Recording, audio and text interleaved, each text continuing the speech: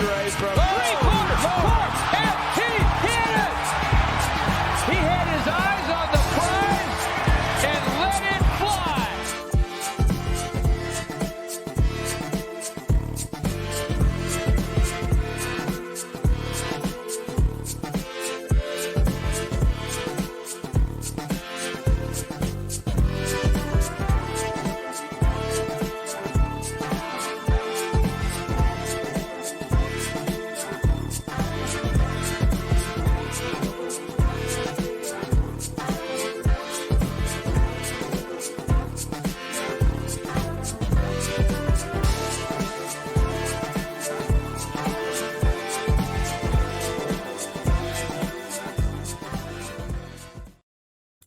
Hey, what's going on, all you Tanimals? This is another edition of the Tanndemonium Sports Show, broadcasting live as we do every Tuesday evening at 6:30 p.m. Eastern, live on Twitch, twitch.tv/Vendetta Sports Media.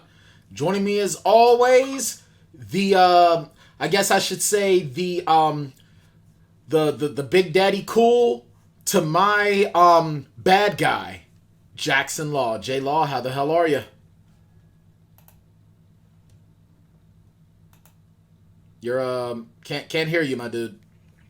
Sorry, I accidentally muted myself because I was sending a message to someone. I'm doing good. Man, what a start. I wanted to start with this. Daylight savings time potentially coming to an end. Oh, yeah, I just saw that a little bit ago. That?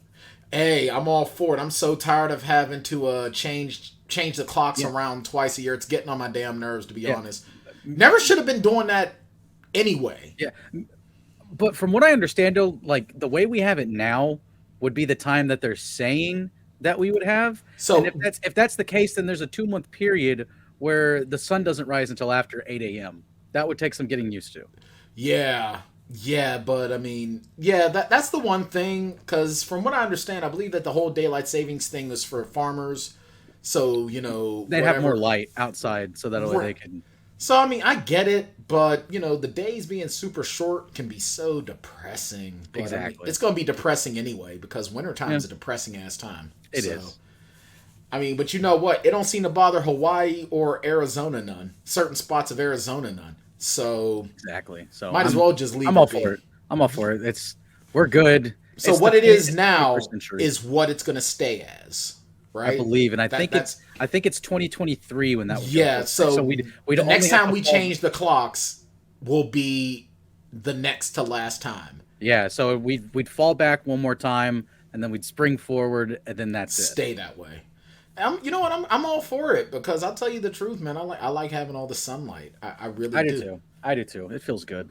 Right. So there were a couple of things, so we're going to have Josh Taylor and Trey come on, because I definitely want to start. I wanted to talk because free agency is just going crazy. And, Trey had some very, very interesting takes on the Pittsburgh Steelers free agent signing of Mitch Trubisky. Yep. I was taking my dog for a walk when the Trubisky news started, when the Trubisky news dropped. I was walking my dog. And I'll tell you the truth, I had a feeling it was either going to be Marcus Mariota. Matter of fact, I talked about Marcus Mariota last week. But it was either going to be Marcus Mariota or it was going to be Mitch Trubisky. Because the Steelers were not going to make a trade for Jimmy G. They just weren't. I mean, you figure Jimmy Garoppolo at this point, I'm going to double check. He's in his 30s now. Let me see. Yeah, he's in his 30s. Let me double check here. Yeah, he just turned 30 years old. He's just coming off of shoulder surgery. And, I mean, Jimmy Garoppolo, he's one of those quarterbacks where, the 49ers, at certain points are, one play away from, getting more glory. But Jimmy G isn't going to be the type of quarterback that's going to take you to the promised land. Jackson? No, I mean, he's been there before, but he didn't really show up all that too much. And I mean, he gets close to there, but how much of it is Garoppolo and how much of it is Kyle Shanahan, the system that's around him, the offense, that defense, when it's healthy, is amazing. They weren't fully healthy this past year, but they were healthy enough to make a deep run. And again, it's pretty much the same team that was in the Super Bowl just a few years ago. Well, I think that the thing is though is that Garoppolo, when you're trying now, here's the thing: a lot of the same arguments that you make can be made for a Mitch Trubisky. But I will say this: Jimmy Garoppolo had time to learn under Tom Brady, which Trubisky did not have. And then Garoppolo was brought in specifically by the 49ers, and the 49ers were supposedly building this team around him, where, and I believe he made the choice to go there. He went there as a free agent, if I recall correctly. Yeah, where Trubisky was to San Fran. Yeah, I mean, he was traded there for like a second. That's right. He was traded, and he instantly signed a massive extension. Right. So he chose that situation. Trubisky did not choose the Chicago Bears. Yeah, and he already did not play a lot in college, but he came out with all these intangibles. He was seen as sort of a raw. A lot of folks saw him as a raw product, but the Bears took him at number. I think the hate for Mitch Trubisky, the hate towards Mitch Trubisky, you know what I think it stems from, J-Law? Where he was drafted.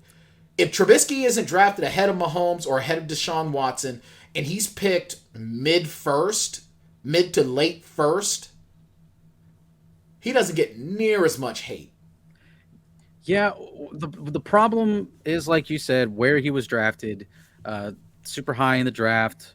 By the Bears. The Bears traded up to get him. But I personally don't think Trubisky is that good of a quarterback. Does that mean that I don't think with the right system that he could succeed? No, because again, we always go when we talk about how situation is everything. Is Patrick Mahomes, is he doing what he's doing if he's with the New York Jets? Maybe because there's talent there, but overall, the answer is going to be no. He's not going to be winning Super Bowls with the New York Jets. If you were to swap Zach Wilson and Patrick Mahomes right now, it's just not the same. You're not going to do that because it's a completely different situation. And the Chiefs are much better built to handle any time that Mahomes makes a mistake, or they limit his mistakes just from the fact that they have such an incredibly run machine there in Kansas City. And I definitely trust the Steelers more to work with a quarterback like Trubisky than I would the Chicago Bears. And who knows, maybe sitting a year behind Josh Allen in Buffalo, do him a little bit of good. Just take a step back and reevaluate some things and work on some things without the pressure of having to go out there and try to win games. But Trey did write an article many years ago when Trubisky came in, trashing Trubisky, and there were Bears fans because it was one of our biggest articles for the longest time because it got into the Chicago Bears subreddit. And it spread like wildfire in there. And there was a lot of people in there man, this dude's right. Trey was right about the mechanics about Trubisky. But, and we've talked about it with Josh Taylor before. There have been Super Bowl winning teams that have won with what we would call game managers. Just dudes that do a good job of not screwing up. The Steelers or not the Steelers, but the Ravens have basically done it twice in my lifetime. Joe Flacco and Trent Dilfer. If you really don't like the Giants and you don't like Eli Manning, because there were years Eli Manning looked terrible, but he's got 2 Super Bowls. So you could probably put Eli Manning in there, although it's going to be interesting with that conversation if he gets into the Hall of Fame, because a lot of people are arguing he should, a lot of people are arguing he shouldn't. Because Eli is the widest range of a quarterback. He has the highest of highs and the lowest of lows of any quarterback I've ever seen. Eli is good, he's pretty decent. When Eli is bad, he is horrible. Well, this is one thing that Trey said in his article that he wrote. And he's saying that the time of being able to win without a stud quarterback is over. Now, I don't believe that. Here's the thing. I don't care how much of an offense-heavy league the NFL has become. At the end of the day, it is defense that wins. You got to make those big stops. You just have to. Matter of fact, we were even talking about this after the Super Bowl, post-Super Bowl. the argument could be made that Aaron Donald should have been the MVP because that defense started to really, really stop the Bengals in that second half. Yeah. And that defense doesn't do that without Aaron Donald up front. Because Aaron Donald was disrupting everything that the Bengals were trying to do. Yeah. Because, I mean, if you want to go back, non-elite quarterbacks to win a Super Bowl, I'm going back. The last one that you could say that wasn't elite to win a Super Bowl, you got to go to the Philadelphia Eagles a few years back. Nick Foles. He was a backup. Right. I mean, this is weird to say about Peyton Manning and the Denver Broncos, but Peyton was a shell of his former Peyton Manning was not an elite quarterback that he was not. He was intelligent, obviously. The intelligence was there. Arm, but his arm he was throwing basically, you know what Peyton Manning was? He was Ben Roethlisberger with a better offensive line. And the best defense in football. Absolutely. And so, that's the point. There's that. Defense wins championships. And then you've got like the Ravens. Again, we talk about that. Joe Flacco. We're not talking about Joe Flacco in elite QB conversations. So it's staggered through the years. And obviously, like, you've got the Patriots, you got the Buccaneers with Tom Brady. You've got the Kansas City Chiefs with Patrick Mahomes. There's people that are divided on Matthew Stafford about where he lands in the hierarchy of just the current NFL quarterbacks. Like, if you're going down a talent list, you're going to name at least a handful of quarterbacks that you would take easily over Stafford, and then you can make arguments further down the list. And just depending on personal preference, he could be further down that list than for other people. So he's not a top 5 quarterback. You could probably make an argument that he's top 10, but you could maybe convince me that he's outside of the top 10. I'd probably say top 12. I'd put Stafford played terrible to end the regular season. Now, he caught fire and played well enough to win a Super Bowl, obviously. Right. And played well in the playoffs to get the Rams to the playoffs. But he had the most pick six this season. It was like he had multiple pick games, like 4 of his last 5 games of the season, and he threw interceptions in the last 6 games of the regular season. Like, he was not playing great to close out the season. He was playing like a below 15. He was playing like a middling. He was playing like a middling quarterback. He was not playing like what you would expect a number 1 draft pick to play like. He was playing like you know what he was playing like? He was playing like a guy who was doing just enough to keep his team in it. That was it. And for this talk with elite quarterbacks too, when you look at elite quarterbacks, like Aaron Rodgers has been a top 5 quarterback for how long? He's got 1 Super Bowl. Yeah. Last time, and he hasn't won a Super Bowl in the last 13 years. It's been 13 years now. Yeah, well, see, and here's the thing, and this is why when Trey, put up a video that's currently over on the tweet machine. Well, it's on the social media in general now, basically calling the Steelers a welfare organization and calling for Tomlin's job. I didn't agree with that. Well, what are they supposed to do? Like what are the Steelers supposed to do? I'll come to the defense of the Steelers in this. Like, what are the Steelers supposed to do in this situation? What quarterback is out there that is easily available to them that doesn't compromise themselves on other parts of the other 21 players on the 11 on offense and 11 on defense? Marcus 10 on offense if you include besides the quarterback. Right. What are some options? You had Trubisky, you had Mariota, you had Teddy Bridgewater, who just went to Miami. You had Tyrod Taylor, who I think I saw signed with the New York Giants right before we started the show. Right. Like, your options are limited. You sign Trubisky to a 2-year deal. Maybe you pick up a quarterback. Maybe the right quarterback falls to you in the draft, and you take him. And he's your guy, and you really like him, and you try to develop him. Maybe he's already in that room. Maybe Dwayne Haskins is that guy. I don't know. Maybe Mitch Trubisky surprises everybody, and he comes out and he's serviceable enough, and you didn't give up anything. Like, yeah, you sign him for 2 years, $14.25 million.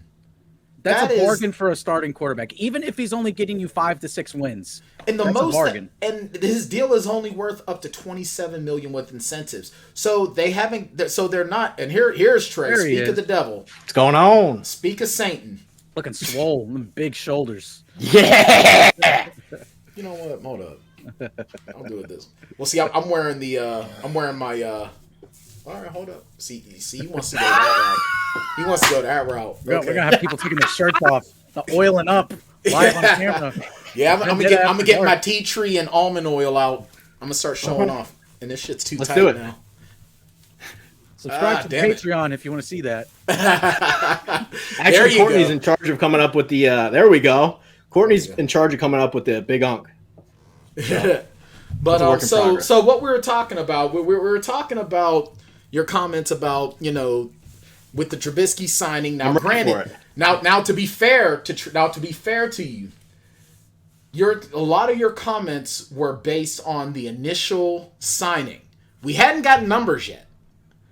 And I was ready to throw some toast because first I heard it was a 2-year deal. Then my first worry is how much money are they giving this guy?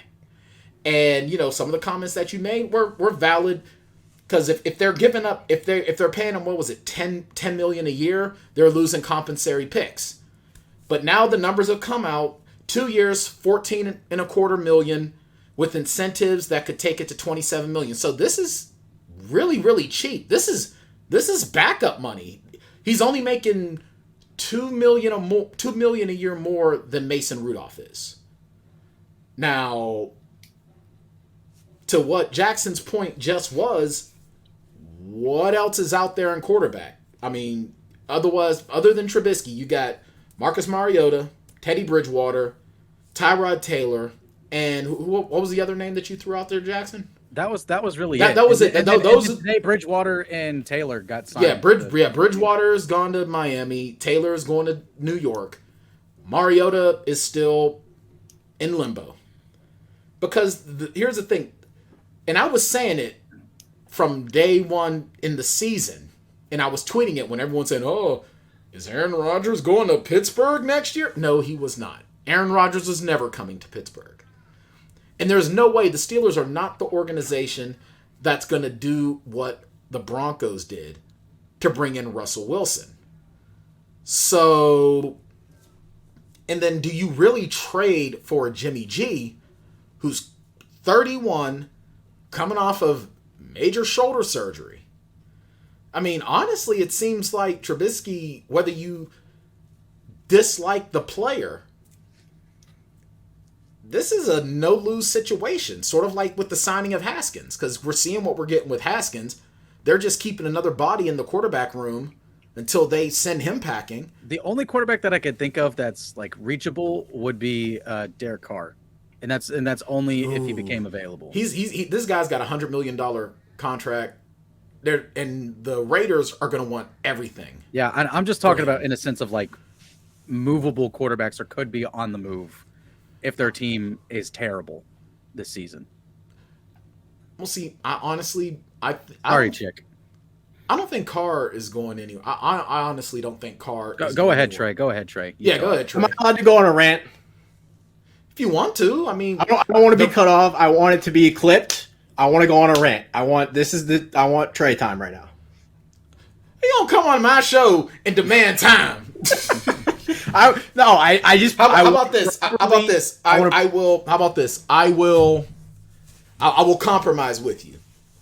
We'll go, and then I'll take notes. I'm gonna take notes. Where's my whiteboard? Here it is. I want to properly address what I'm gonna say in a way that doesn't get confused about what I'm saying. Okay. Go ahead. All right. I genuinely believe that most humans are stupid. We are not very far ahead of polar bears or skunks or whatever dogs or whatever animal you want to use. Be real. We're barely, dude. Human beings are barely ahead of the frickin' three-toed sloth. We are very, very, very dumb. Right now, Kyrie Irving was allowed to sit courtside in a game that he wasn't allowed to play in. Yeah, we're very, very stupid. Agreed. Very stupid. I believe your goal in life should be to be less wrong than everyone else, and you should just acknowledge that we are stupid. We should gather information. We should try to better ourselves. We should try to be the best version of us we can be. In the year of 2022, you cannot sell me on Mitch Trubisky being the answer in any way, shape, or form. Brett Veach When he had Alex Smith on the roster, he drove home in that playoff game that they lost, and he said to himself, this isn't good enough. This isn't good enough. Tyrod Taylor made the playoffs with the Buffalo Bills. He won a playoff game with the Buffalo Bills. Brandon Beane drove home, and he said, this isn't good enough. This isn't good enough. We're wasting our fucking times. If I don't have a quarterback that I can go head-to-head with Mahomes and Allen and Burrow, I'm wasting my time. Okay. I have to do everything in my power to get one of those guys. Otherwise, what are we doing? You don't. But the thing is that, and here's the thing. And I'm going to reference. Football's changing. Well, here's the thing. I'm going to reference what the Broncos did because the Broncos are the ones that made the really, really huge splash move to get a franchise quarterback. 2 first-round picks, 2 second-round picks, and I believe that first and second round is this year and next year's picks, if I recall correctly. And what was it? 2 players? 2 or 3 players? 3 total players. Yeah, 3 total players. Shelby Harris and Noah Fant. Noah Fant. Now, Noah Fant, in my opinion, is probably the only real player of note in that because this is a young tight end with a tremendous upside. Drew Lock. All right, hey, you got a body to throw in your practice squad. But I think one of the things that hasn't been talked about with this trade is George Patton last year said to himself, we're screwed. We're wasting our times with Teddy Bridgewater. At the trade deadline, nobody saw it coming, but he got 2 draft picks for Von Miller. So in reality, he only gave up 2 first-round picks and a couple players for Russell Wilson. And you make that trade every day. And you know what? And that's the thinking ahead. That's the long game, thinking ahead, where you got to play it. Well, now here's the thing. Now with Russell Wilson, if I don't have a quarterback, I have to constantly collect assets so that I can get the quarterback that I want. Right. Or you put assets around him to at least keep him upright enough to hide his shortcomings. I just don't think that's good enough anymore. I don't think playing defense and running the football can win you a title anymore. I think Trent Dilfer, you can't do that anymore. I absolutely disagree because of the fact that you look at this past Super Bowl. If that Rams defense does not step up, the Rams do not win that Super Bowl. They just don't. If the Rams don't sign Odell Beckham, they don't even make the Super Bowl. Yeah, but at the end of the day, offense gets the glory. Offense gets the glory. Defense wins the game will always ring true to me. Because, again... Jared Goff is the Rams quarterback last year. They don't win. No, they don't. They don't even remotely get to that position. I do not disagree with you. Jared Goff's not good enough in 2022. Dude, Jared Goff isn't good enough 10 years ago.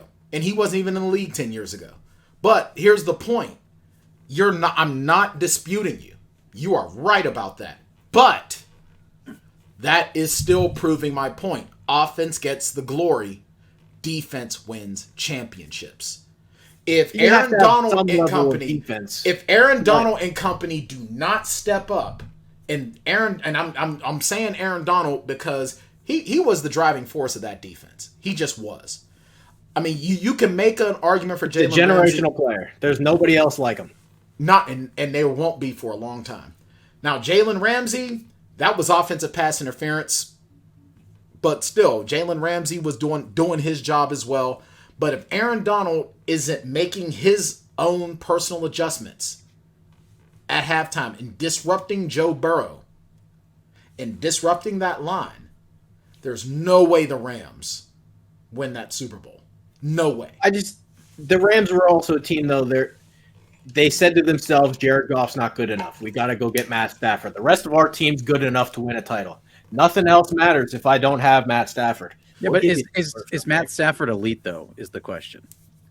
I think there are moments that he can be. But he's not. He is not. He is elite in the fact that because it's just like what we just said. But like I posed this question. I said it's like you can name definitely 5 off the top of your head that you'd rather have than Matthew Stafford, and then maybe you'd have a couple more in front of him. Maybe push him outside the top 10. Maybe not, depending on who you're asking and what your feelings are about Matthew Stafford. So he's like close to top 10 at worst. He's middle of the pack. Matt Stafford, and he's got silver a Super tier. Bowl though. If we go with the 2K8 All Pro football analogy, which I do like to go with. You've got your gold tier, your silver tier, and your bronze tier. Matt Stafford is silver tier. He's a good silver tiered quarterback. I genuinely like Matt Stafford. I think he's been undersold based on what he did with the Lions. He was a mega recruit. Like, he was the number one quarterback recruit in the country. I mean, nobody was that. He was a monster. Like, at Georgia, oh my God, some of the throws that he made are sick. Like, Yeah, like you can give me Matt Stafford and say, well, you know what? He kind of makes throws like the big time guys. I'm not saying he always performs like that, but I can say to myself with Matt Stafford, oh, he can throw that 50-yard bomb over the middle, win us a game, sure. only issue. And so could someone like Derek Carr, too. I like Derek Carr. If he's in a system like, say, like what the Rams were, the defense is top 5 in the league. You got a few weapons on offense. I will never begrudge Derek Carr. I like Derek Carr a lot. And he's someone you wouldn't have to sell your soul for either. Like, obviously, he's a quarterback. He's a starting quarterback in the NFL. You're going to have to pay a high price. But he's not elite in the sense that he's going to be competing for the MVP with Mahomes, with Allen, with Rodgers. No, everyone throws Lamar in there. There was a year that he did. Obviously, we got different. Should have won the MVP award, Derek Carr. He got injured though. What year was that again?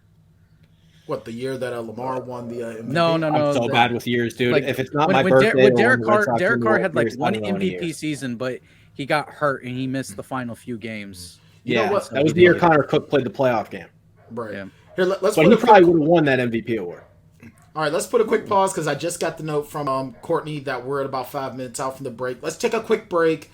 Josh Taylor was supposed to be coming in. His computer is bombarding him with updates. So let's take a break. We'll continue this conversation because I definitely do want to start making the comparisons with, because Jim Miller was on DVE. Randy Bauman, DV in the morning. Jim Miller, who is a former Steelers quarterback and former Bears quarterback. And he does a lot of play-by-play stuff there in Chicago. So he's seen a lot of tape on Trubisky. He's got every reason to dislike him. He has every reason to kick the man in the face on his way out the door. So, and he had some interesting things to say about him. So let's take a quick break. This is Tanndemonium Sports Show. We're broadcasting live every Tuesday evening, 6:30 p.m. Eastern Standard Time. Only on Twitch, twitch.tv/Vendetta Sports Media. Make sure you check out our YouTube channel. Go to vendettasportsmedia.com. Hit us up on Twitter, media_vendetta, to get any and all of our content, or just go to vendettasportsmedia.com in general. We'll be right back. The following broadcast is brought to you in association by XP Coffee Company. XP Coffee Company is the fresh brewed coffee made for gamers by gamers. Get amazing flavors like Choco Loco in 8, 12, or 16-ounce bags. Or level up and get Illusion, Isolation, Nightmare, or the Majestic Throne blends in light, medium, or dark roast in whole bean, coarse French press, drip, or fine espresso in 12-ounce, 16-ounce, or 2-pound bags. Wow! Shipping worldwide. If you're in the U.S., go to usa.xpcoffee.co. If you're in Europe or in the U.K., go to www.xpcoffee.co. XP Coffee Company, for gamers, by gamers. All right, we're back. I just got the note from Josh Taylor. He's still at the his laptop is still giving him a hard time. I'm going to let him know maybe he can join in via the phone. But anyway, so when we're talking, so Jim Miller had a couple of things to say when he was talking about Mitch Trubisky, because, here in Pittsburgh, a lot of people are pissed. Like, a lot of people are, like, furious. Really? There's a lot of folks that are not happy with this move. I just saw somebody tweet, who would you rather have, Josh Allen or Mitch Trubisky? Somebody in the Pittsburgh media. Yeah, that's Andrew Filipponi. Andrew Filipponi is a goof. That's the kind of vibes I'm getting, though. Here's the thing, is that Andrew Filipponi was so depressed. Like, he was furious. Chris Muller and Andrew Filipponi, who do the 2 to 6 and 93.7 The Fan, the same radio network that Josh Taylor is on. Oh, they were not happy, and they were just saying this guy stinks. It's blah blah blah blah blah. He's wasted this. Blah blah blah blah blah. But again, I'll say though, who else is out there? Because here's the thing. The Steelers organization, they are not going to pay a king's ransom to the Texans for Deshaun Watson. Plus, whoever gets Deshaun Watson, you're screwed anyway because he's going to have at least a half of a season suspension. At least. So you're giving up everything and you're getting nothing in return. Not to mention the fact that I wouldn't say you're getting nothing in return. Well, not that you're not going to get anything on you're not going to get a good return on your investment until at least midway in the season. Watson is still young to the point where but if we're supposed to be in a win now mentality. That's the word right there that triggers this whole thing for me. You can't sell me on win now with Trubisky. Well, you can't sell me on win now with anybody that's out there. So who are you picking? I don't think the Steelers should be in win now. I'm sending Cam Hayward. We'll see you. Give me all your picks. Anybody over the age of 29, we can't win now. We don't have a quarterback. We just said it. Who's available? We can't get. I'll tell you something right now. Over. See ya. You seriously want to talk about getting run out of Pittsburgh on a rail? Oh yeah. Get rid of Cam Hayward. We'll see ya. We can't win a title. Thing is, though, you get rid of Cam Hayward, that's essentially your defense. Like this man was single-handedly anchoring your defensive line. Exactly. I can get 2 first-rounders for him. We start over. See, I can live to fight another day. So basically, what you would be saying then is, this is just that L year. Yeah. And see that here's the thing: the New York Giants are a blue blood franchise. They sat there and said Daniel Jones is good enough because we believe in our culture. And we're the Giants. We've always been able to win. And we can play good defense. Now they're a joke. They didn't have a good defense to start with. The Steelers at least have a good defense. The Giants haven't had They need a good offensive line and then a middle-tier quarterback. And it's literally what the Broncos have done. They built their defense. They built their offensive line. They've got their weapons. They've got a good run game. They were just a quarterback away. And now that they've got all that settled, okay, now you unload all the picks. Unload all the future picks because you don't. But Jordan Patton also gave himself the groundwork. He laid the foundation. We got a corner in Pat Surtain. We got a Javonte Williams in the second round. We picked some linemen. We think our roster's pretty good, but we don't got a quarterback. So we're not really winning right now. So Von Miller, we'll take 2 picks for him. We'll see. This Von Miller wasn't doing anything though on for the Broncos. They got a 2 and a 3 for him. Yeah, well, yeah. I know they did. That's because the Rams look at draft picks like kryptonite. They are just getting rid of it. Draft picks are hot potatoes with that franchise. They have been. I don't know if that's entirely true though. I think they say goodbye to their first round picks. I don't think they say goodbye to their second, third, and fourth round picks.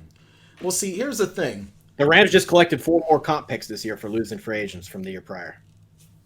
Hey, it works for them. Hey, so they found something that makes it work for them. Like at least with the Rams, they are getting their second round picks hitting. Like Cam Akers is good. We hit on that one. Van Jefferson is good. We're hitting on that pick. John Johnson's good. We're hitting on those picks. They are supplementing their roster, even if they are giving away the higher, more valuable picks. Right, and and the thing is, that's a system that works for them. Steelers defense. Now, here's the thing: if the Steelers' offensive line is at least good enough that the running game could get started, this defense doesn't look near as crap. And if Stephon Tuitt is actually playing, this defense looks a lot differently. He's a huge deal. And even when and the thing is though, even before when Tyson Alualu went down, he was a major factor. So really, the issues with the Steelers as a whole was the offensive line and Ben Roethlisberger. Ben Roethlisberger is now gone. Some of these moves that the Steelers made on their offensive line are pretty decent moves right about now. They got that stud kid from the Bear. That was the Bears free agent. I like that move, James Daniel. Yeah, that was an amazing pickup right there. They're looking at Chooks Okorafor. I also do think the Mason Cole pick was to cover their tracks for not. Yeah, absolutely. I think that Mason Cole is already an upgrade over Kendrick Green. Now you can put Kendrick Green back in his natural position. Not taking Creed Humphrey. Right. And I think that now you can put Kendrick Green back in his natural position. I think that Chooks Okorafor, he only gave up 2 sacks last year. Chooks Okorafor is a good pass blocking line. He's raw. He's very raw. More upside to him than how he plays. Right. And I think the investment that they made in him, they see a lot in him. Zach Banner's a guy, he's barely in the conversation. He's getting cut within the next week. Easily. He's getting cut before the draft. He's too fat. And this is a guy that they gave him money because they anticipated that he was going to be the guy. And he just hasn't done it. Now, I believe, what's that kid's name? Lindenbaum? The big... Linderbaum, he's good. That big... Now, if he's still there at 20, you take him, and now you have Mason Cole back in him. I believe he's also a 3-time state wrestling champ, too. Well, there you go. So basically, we're going to be bringing Brock Lesnar on the offensive line. And I'm all for that. Now... was the exact same scenario with Tristan Wirfs. He was also a big-time state champ wrestler. Yeah, which means he knows how to stay on his feet. He knows how to control the person in front of him. He's very good. Now, Najee Harris has room to run. Now, and some of the throws that I've, some highlight reels of Trubisky, some of the throws he made, because, he still had more touchdowns to interceptions. Now, all you got to do is say, now you can roll out with this guy because he's more speedy than, he's actually got way more mobility than Ben Stonehenge Roethlisberger. Now you can actually, maybe now we see what Matt Canada is talking about, what he wants to do. But again, all Trubisky has to do is not turn over the ball, feed the ball to Najee Harris, let Najee Harris and Benny Snell run the ball down someone's throat, control the line of scrimmage, and then your defense is just destroying everything that moves. So once again, Trubisky, at best, he's a bridge guy because, look, none of these top quarterbacks are going to be at number 20. They're just not. Malik Willis isn't. That's the problem. Yeah. I can't pick at number 20. You would rather tank a year, just be completely garbage, and then start getting somebody. Yep. And I can sell my franchise on Bryce Young. I can sell my franchise on Quinn Ewers. I can sell my franchise on Caleb Williams. I can't sell my franchise on Mitch Trubisky. Well, here's the thing. If Trubisky does well, he doesn't do too shabby. And next year's quarterback draft is pretty deep. If he sucks, and he sucks horribly, and it sucks to the point that Mason Rudolph is our quarterback, then guess what? We're picking high next year anyway. So this is a no-lose situation. To me, it depends on how you view Trubisky. Okay. Personally, I don't think he can play. I would have taken him in the 6th round. We have several famous articles out there on Trubisky. I'm the only one that's been accurate about Trubisky in the past. I mentioned that earlier in the show. Jackson gave you your props on that, and I don't disagree. What we saw out of Trubisky, in Chicago, I'll tell you exactly what we got out of Trubisky. We got a guy who had very little playing time in college, but was a good athlete. Brought into a system that was nothing but chaos, and it was just garbage.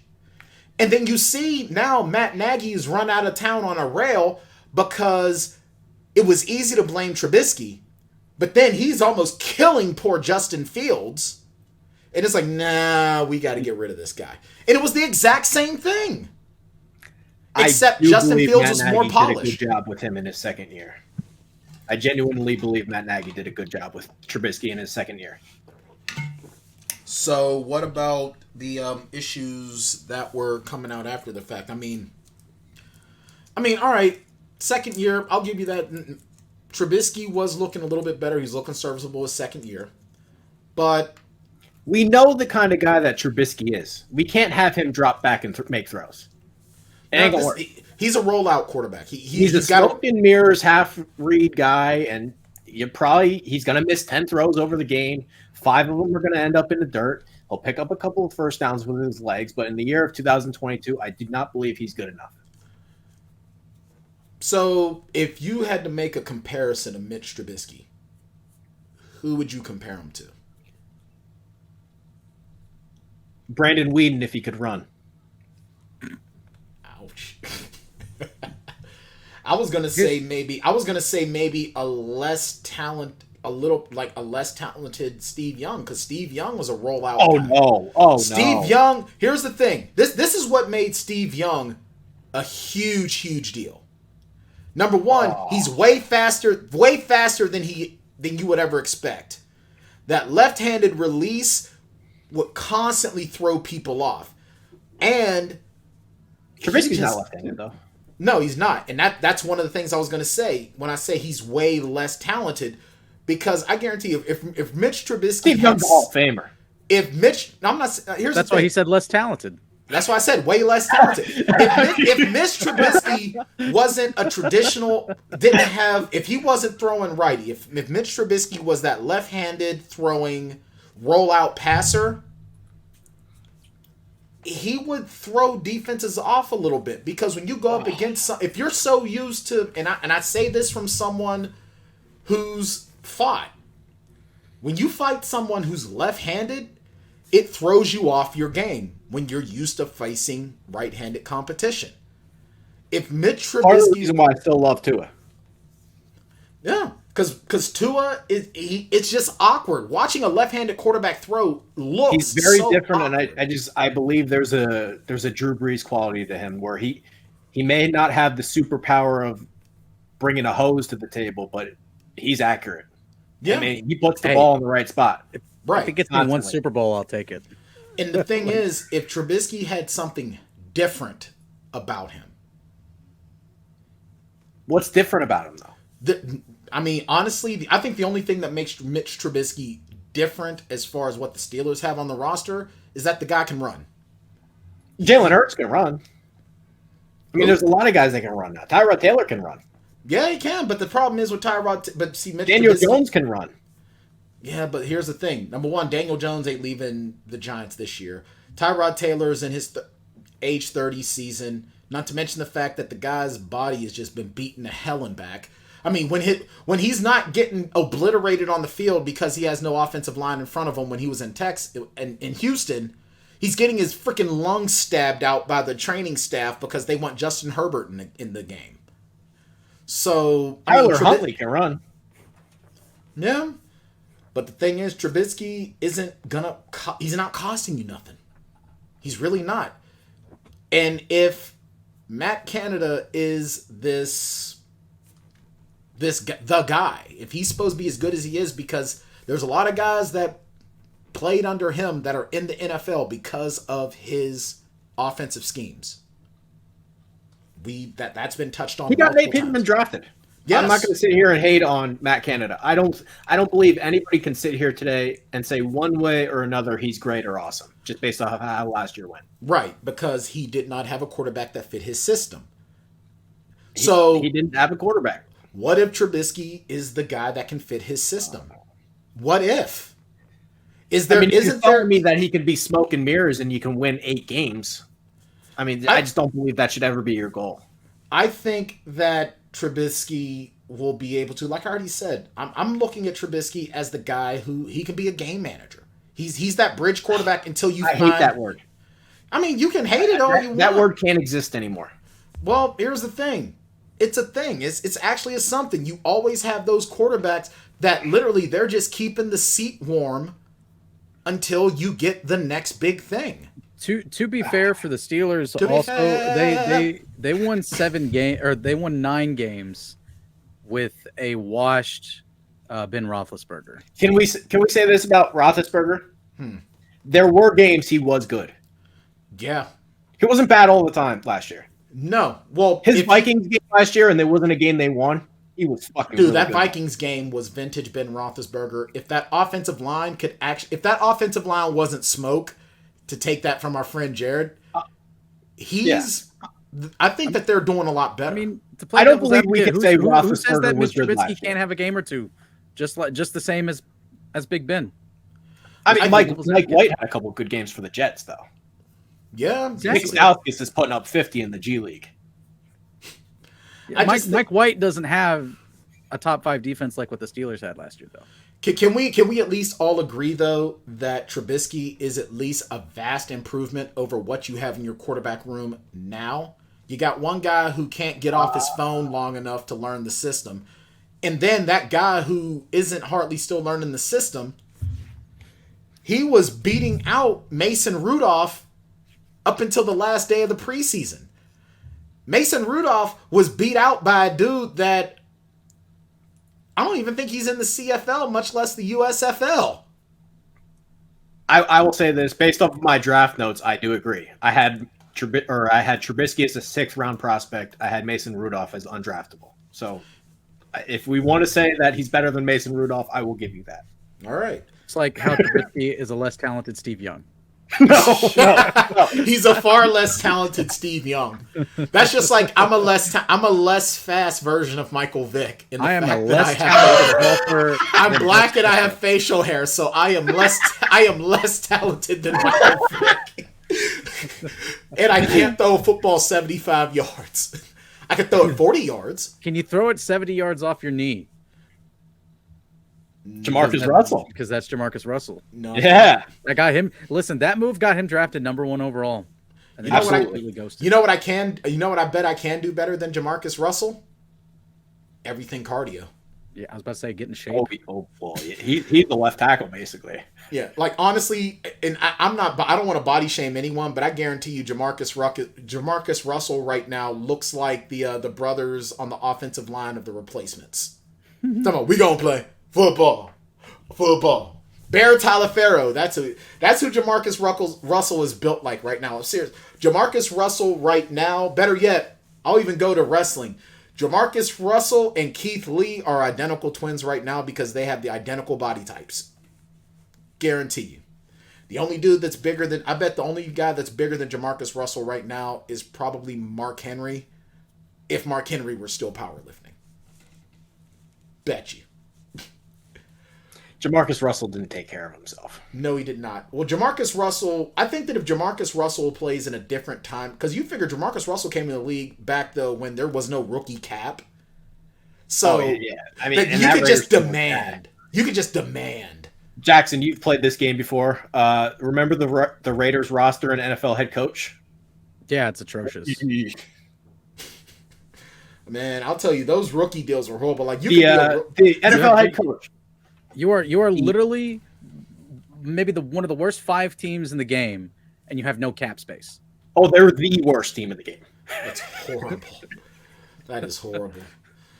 And if you go the real life route, you take a running back at what is it, like 3 or 4? McFadden, yeah. All right, so you guys want to take a break and then you want to go over the free agent tracker real quick, see who's gotten what. I need to update that, by the way. I'm all over the place. Well, we're snatching ours off of NFL.com at the moment. Yeah, don't use mine. All right, so let's take a quick break and then we'll do some NFL tracker. And Are we talking baseball? We can. Baseball is back now. We can talk a little bit of baseball. Oh, by the way, Tom Brady's back, and I'm not surprised. Dude, I knew for a fact that he wasn't going to retire. Like, seriously, that man is so used to not being home. He was home for 2 months with his wife and kids and like, you know what, I can't do this. Screw this. He said he'd rather get like his head taken off by 300-pound dudes. I do have a conspiracy theory to be on home Brady. with his wife. Oh, what's that? We still have a few minutes. What's that conspiracy theory? Is he? I don't think he was retiring from the NFL. I think he wanted to retire from the Bucs. Realized he was under contract. Bruce Arians told him a big fuck you, I ain't trading you to the 49ers. And he said, well, it's either retire or I play for Tampa again. Right. And he has, 2 more years? He shouldn't. If he had leverage and could hit the free agent market, I don't believe he'd be in Tampa right now. No, he would definitely. Oh, the 49ers would go all in on him, and they'll tell Trey Lance. And you know what they'll tell Trey Lance? Your happy birthday, Merry Christmas. Now you're going to learn under Tom Brady. That's exactly. And I think they're okay with that. Yeah. Yeah. Aaron Rodgers, his official extension, we finally got the numbers, just under $151 million over 3 years. I mean, hey, good for him getting that last big payday. If I'm the Packers, I don't know if I want to make that deal because this guy he's 38 years old. Father Time's going to come and claim him this year, I think. I think I'd swing it in a different direction, but continue. I seriously think that Father Time hits Aaron Rodgers this year, and this is when he starts. Because, I mean, he hasn't won a Super Bowl in 12 years, almost 13 years. And when he's good, he's great. When he's not on, it's just meh. I'm more interested about the Devontae Adams situation that's going on because he said that he's not playing on the tag. He's like, so what if you tag me? I'm not playing on the tag. And I don't blame him. I want that bag, and I want it for long term. Well, not only just that, but you play on a franchise tag, you get hurt, then what? And the fact is, the difference between what Devontae Adams is doing and what Le'Veon Bell did is that Le'Veon Bell kept giving everyone the idea, yeah, I'm going to sign it, and wouldn't sign it. Devontae Adams like, nah, and it's not like Devontae Adams isn't a proven commodity. Like, right. He could be good. He may be the commodity. He may be the best commodity. That's what I'm saying. Absolutely. Absolutely. You don't have to sit there for too long and be like, do I want to lose Devontae Adams? The answer would be no. Seriously. You keep him. Right. Can I pose this question before we move on? Please. If you're Rodgers, I don't think I would have came back there. No, I wouldn't. Nah. I wouldn't. I would not. If I'm Aaron Rodgers, you know what I'm not saying, there's probably worse situations out there than Green Bay. But yeah, I ain't going back there. No. Hell, probably should have been Denver or New Orleans, honestly. If I'm Aaron Rodgers, I either want to go, Denver or New Orleans, one of those two. Or maybe just go home and go back to San Francisco. Because and probably would have did it. Yeah. Well, because here's the thing with the Packers, man. Both Rodgers and Brady grew up 49er fans as kids. Both from California. It don't rain in Southern California from what Tony tells me. And I believe him. But no, honestly, here's the thing. This is Aaron Rodgers, basically. He's getting that last sort of big haul. Do I begrudge him getting his money? No. But if I'm the Packers fans, I get over my jubilation of Aaron Rodgers coming back, and then I realize, dude, we're giving $150 million over 3 years to a guy who's 38 years old, hasn't brought us a Super Bowl in over a decade, and he's breaking down. He's showing that he's mortal. I'm not excited about the prospects of my team's future if I'm a Packers fan. I'm just not. And the only thing that you have behind him is Jordan Love, that everyone hates universally. I think you probably hate Jordan Love more than you hate Mitch Trubisky, Trey. I did have Love as a higher prospect, but I did say that Jordan Love would be a bust. So who do you dislike more? First of all, Jalen Hurts, Jordan Love, or Mitch Trubisky? Who do you despise most? The answer is Lamar Jackson, and it's not close. No, it's not. You know what? I'm okay with that answer because I'm not a Lamar Jackson. So who is it again? Based on Jalen Hurts, Jordan Love, Mitch Trubisky. I believe I had Love, Hurts, and then Trubisky. Okay. I legitimately saw Philadelphia fans talking about Wilson and Watson and saying they would rather have Jalen Hurts than Watson. No. Well, here's the thing, though. Did anybody watch that Eagles-Bucks playoff game? Dude, this is also Philadelphia. The only thing they have going for them. Nuts. Only thing they have going for them. Philadelphia fans are so toxic. All they have is Rocky and cheesesteaks and the Fresh Prince. That is all it is. And Boys to Men. They do have good cheesesteaks. You know what? I may actually give up my gluten-free, dairy-free rule if I ever go to Philly, just so I could have a Geno's. Should I get Geno's or should I get the other one? I think there's better than that. I think those are the touristy traps. I think we can do better than those. Okay, fair enough. No, just sounds like I got to go to Philly one day. Yeah.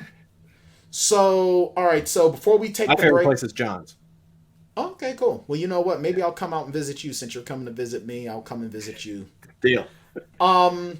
So are we on board with this Aaron Rodgers contract? I mean, I'm against it, but it is what it is. Jackson, what do you think on it? 3 years, 150.8. What do you think? I mean, it's either pay Rodgers or you're stuck with Jordan Love. I mean, I'd rather them if I'm the Packers, I'd be like, well, I'd rather pay Aaron Rodgers and at least try. Maybe there's some magic left there, because if not, then you're stuck with Jordan Love, and then you're really in the crapper. Yeah, because but you're not going to a Super Bowl. You haven't. With this roster, probably not. Yeah, and they haven't. So from what I think they're worse today. Yeah. I think so too. Then sign him and see if you can find a trade partner. Then. Well, Don't see, lose him for problem is that I'm not gonna if I'm a GM, any GM that's gonna pick up a 38-year-old's 3-year, $150.8 million contract needs to be fired. Well, technically, the Texans would do it because the Texans are idiots. That whole franchise is dumb. And if you don't have Trevor Lawrence down in Jacksonville, oh my God, they make that deal in a heartbeat. Listen, the cap. Better yet, they pay Eli Manning 3 years, $150.8 million. The cap is not real. You just trade for him, and then you just pay a bunch of money and a signing bonus by reworking this contract, and you get yourself under, or in a reasonable spot. I'd rather have Trevor Lawrence today than Aaron Rodgers.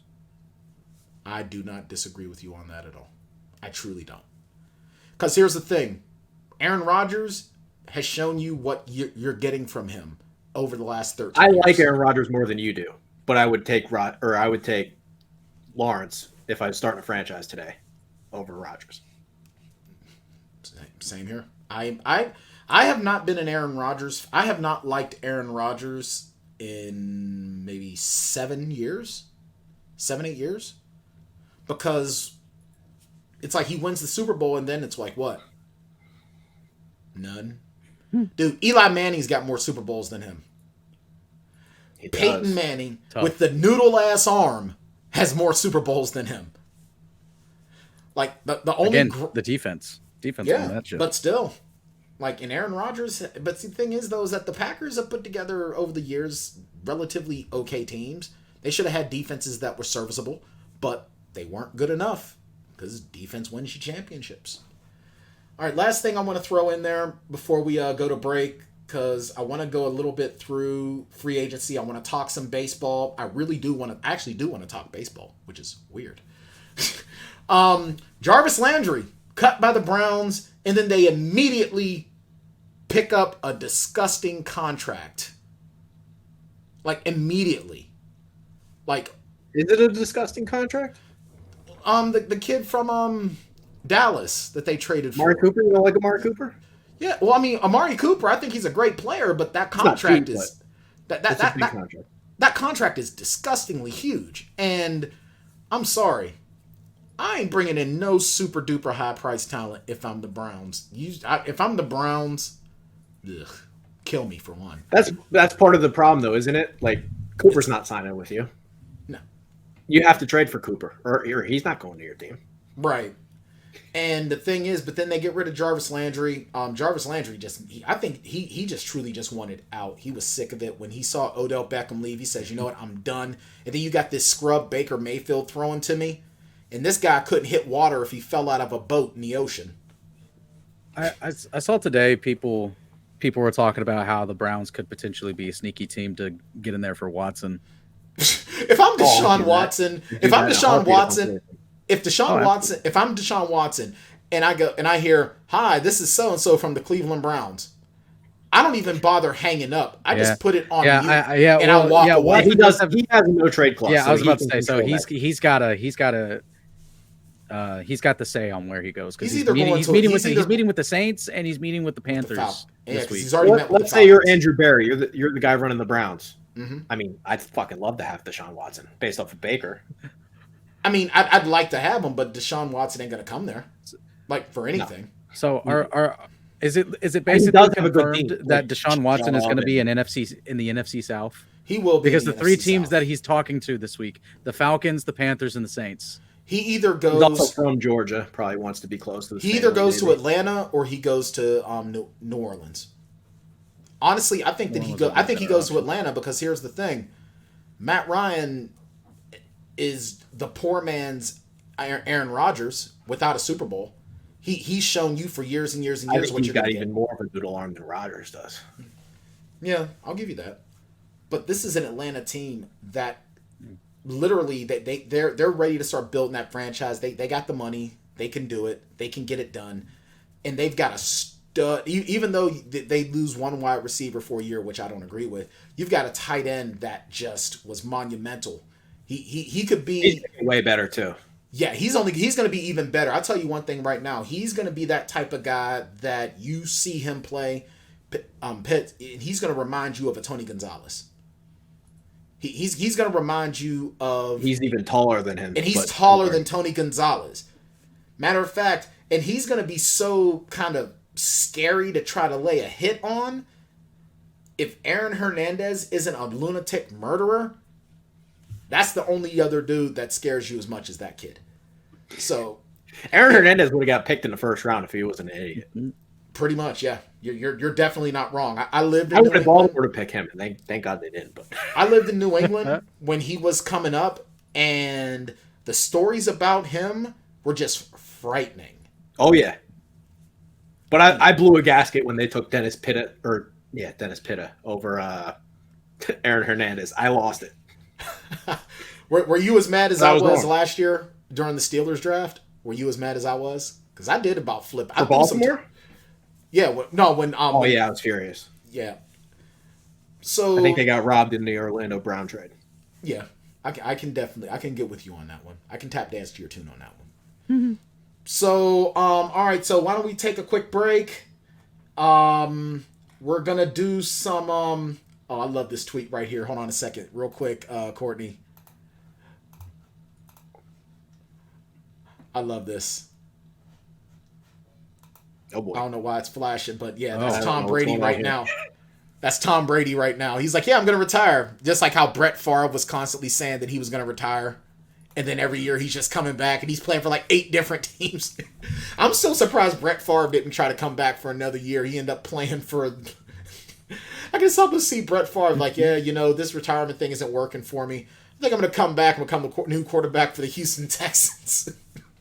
I could see it. All right, let's take a quick break. Let's talk. Let's go through the free agent ticker. We'll get our quick thoughts on things, and then we're gonna. I really wanted to debate Josh. That was going to be so fun. Yeah, maybe we'll do it next month. I don't like Josh's computer. Maybe since I didn't even get to tell you, Josh Taylor tagged in as a groomsman for the tan wedding. Really? He had to tag in to be he tagged in to be a groomsman. Yeah. Matter of fact, technically, I think I have space for one more because I had 2 groomsmen drop out on Monday. So it's like, my guys decided to just sort of like just dip. One got a brand new job and won't have PTO. The other one can't get the day off. So Josh Taylor tagged in. I think I might, for his groomsman gift, I might have to get him a new laptop. Am I allowed to hold his hand down the aisle? However that works. What, you want to be a bridesmaid? I don't think you're. I don't know I'll stand how on the good your bridesmaid legs side. look in the dress. I'll stand on the bridesmaid side. All right, I'll talk to Shane. Trey's got to be one of the people that you escort down that sits with like the parents, the grandparents, and stuff like that. Parents, grandparents, and then here's aunts, Trey. uncles, Trey Daubert. Oh, that's Big Unk. It's not a sign of weakness to tank, Jackson Law. It's not a sign of weakness to show a little feminine side. It's not a sign of weakness to cry. I You never gotta said adapt. any of those things. He's gonna show up. He's gonna show up at the wedding in a dress with his legs waxed, talking about "I'm here." I've nared my legs before. It won't be the first time. Oh Lord! Remind me to tell you the story about the inmate when I was working as a CO, and he was like, "Should I put Nair on my head?" And I said, "No, you absolutely shouldn't." And then he did anyway. And then what's even more hilarious is that his mother was in the female unit, and she goes, "So how's my kid doing?" I'll go, "Use Nair to shave his head." She goes, "Yeah, he never was that smart." It's painful. Oh my God, I can just imagine. Dude came out with burns all over his head and goes, "Tan, I think I should have listened to you." I'm like, "Yeah, you think? Now I got to throw you in seg." He goes, "Really?" And I said, "I gave you an order not to do it. You did it anyway." And he goes, "Yeah, I guess I got that one coming." He couldn't even dispute it. Usually when you tell an inmate you're taking them to seg, they get all pissed off and, they try to argue the point. He just goes, "Yeah, I guess I got that one coming." So, All right, we'll be right back for our final segment of the Tanndemonium Sports Show. We're broadcasting live as we do every Tuesday evening, 6:30 p.m. Eastern Standard Time. Go to twitch.tv/Vendetta Sports Media. Go to vendettasportsmedia.com where you can get all of our content. You can even read my newest article, which we will talk about at the end of the next segment. But that being said, we'll be right back. The following is brought to you in partnership by Symbol. Symbol is a new sports marketplace where you can trade shares of professional teams like stocks. You love sports. You interested in fantasy sports without the weekly annoyance of fantasy league upkeep? Then Symbol's the app for you. With Symbol, fantasy sports is going to a whole other level. How it works is simple. You buy Symbol shares for your favorite sim teams on the app. When your sim team wins, you get automatic cash deposits, and you don't lose any money when they lose. That's it. So if you follow trends across football, basketball, and baseball, and you think your team is a sleeper, simply invest in your favorite sim teams on Symbol and watch your virtual portfolio prove you right or wrong. And if you want to get in on the action right away, Vendetta Sports Media's got you covered. Go to symbol.app/Vendetta and use our exclusive promo code Vendetta, and you'll get a $10 bonus when making your first deposit.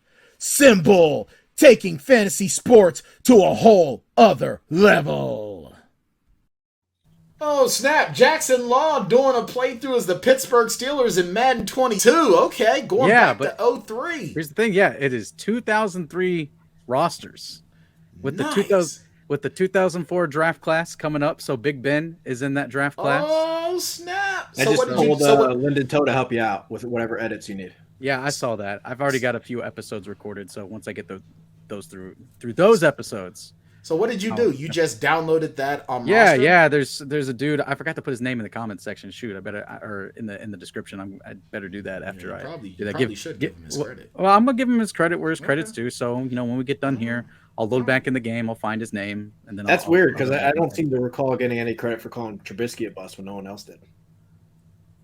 I literally at the top of the show. Yeah, at the top of the show, he did about give you props.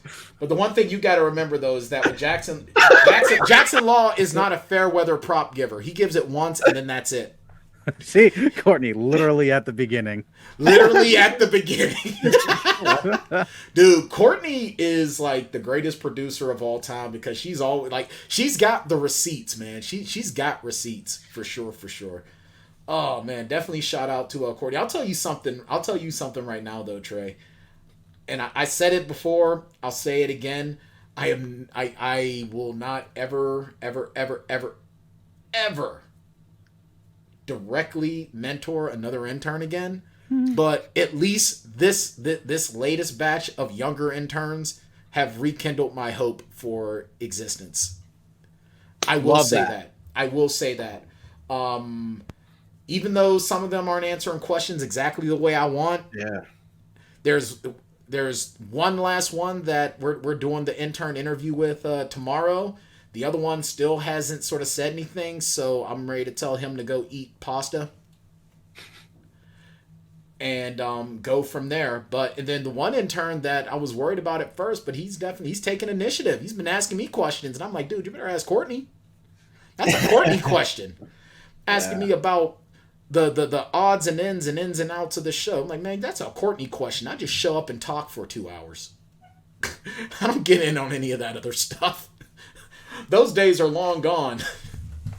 All right, so let's see if I can share my screen a little bit better this time around. If not, then oh well, we'll just do it via conversation here. Let's take a look. Let's take a look at the AFC South real quick. See how things are looking from that regard. So the Bills signed J.D. McKissick, 2 years, $7 million deal, max value of $8 million. What do you think about that, Trey? A little bit of zoom in a little. Thanks, Courtney. Let's do that. Where the hell is it? See, this is why I need another intern. There we go. All right, so you got some depth there at the running back position, re-signing a couple of wide receivers. I mean, that's fine. You got rid of COVID Carl that decided he couldn't catch a cold or COVID. Or is that your nickname for Cole Beasley? Yeah, COVID Carl. Okay. Clarifying. That's another guy I can't stand. Okay. Re-signed offensive lineman Mitch Morse signed to a 2-year, $19.5 million extension, $12 million guaranteed. Tin Settle, 2-year. I like the Saffold move.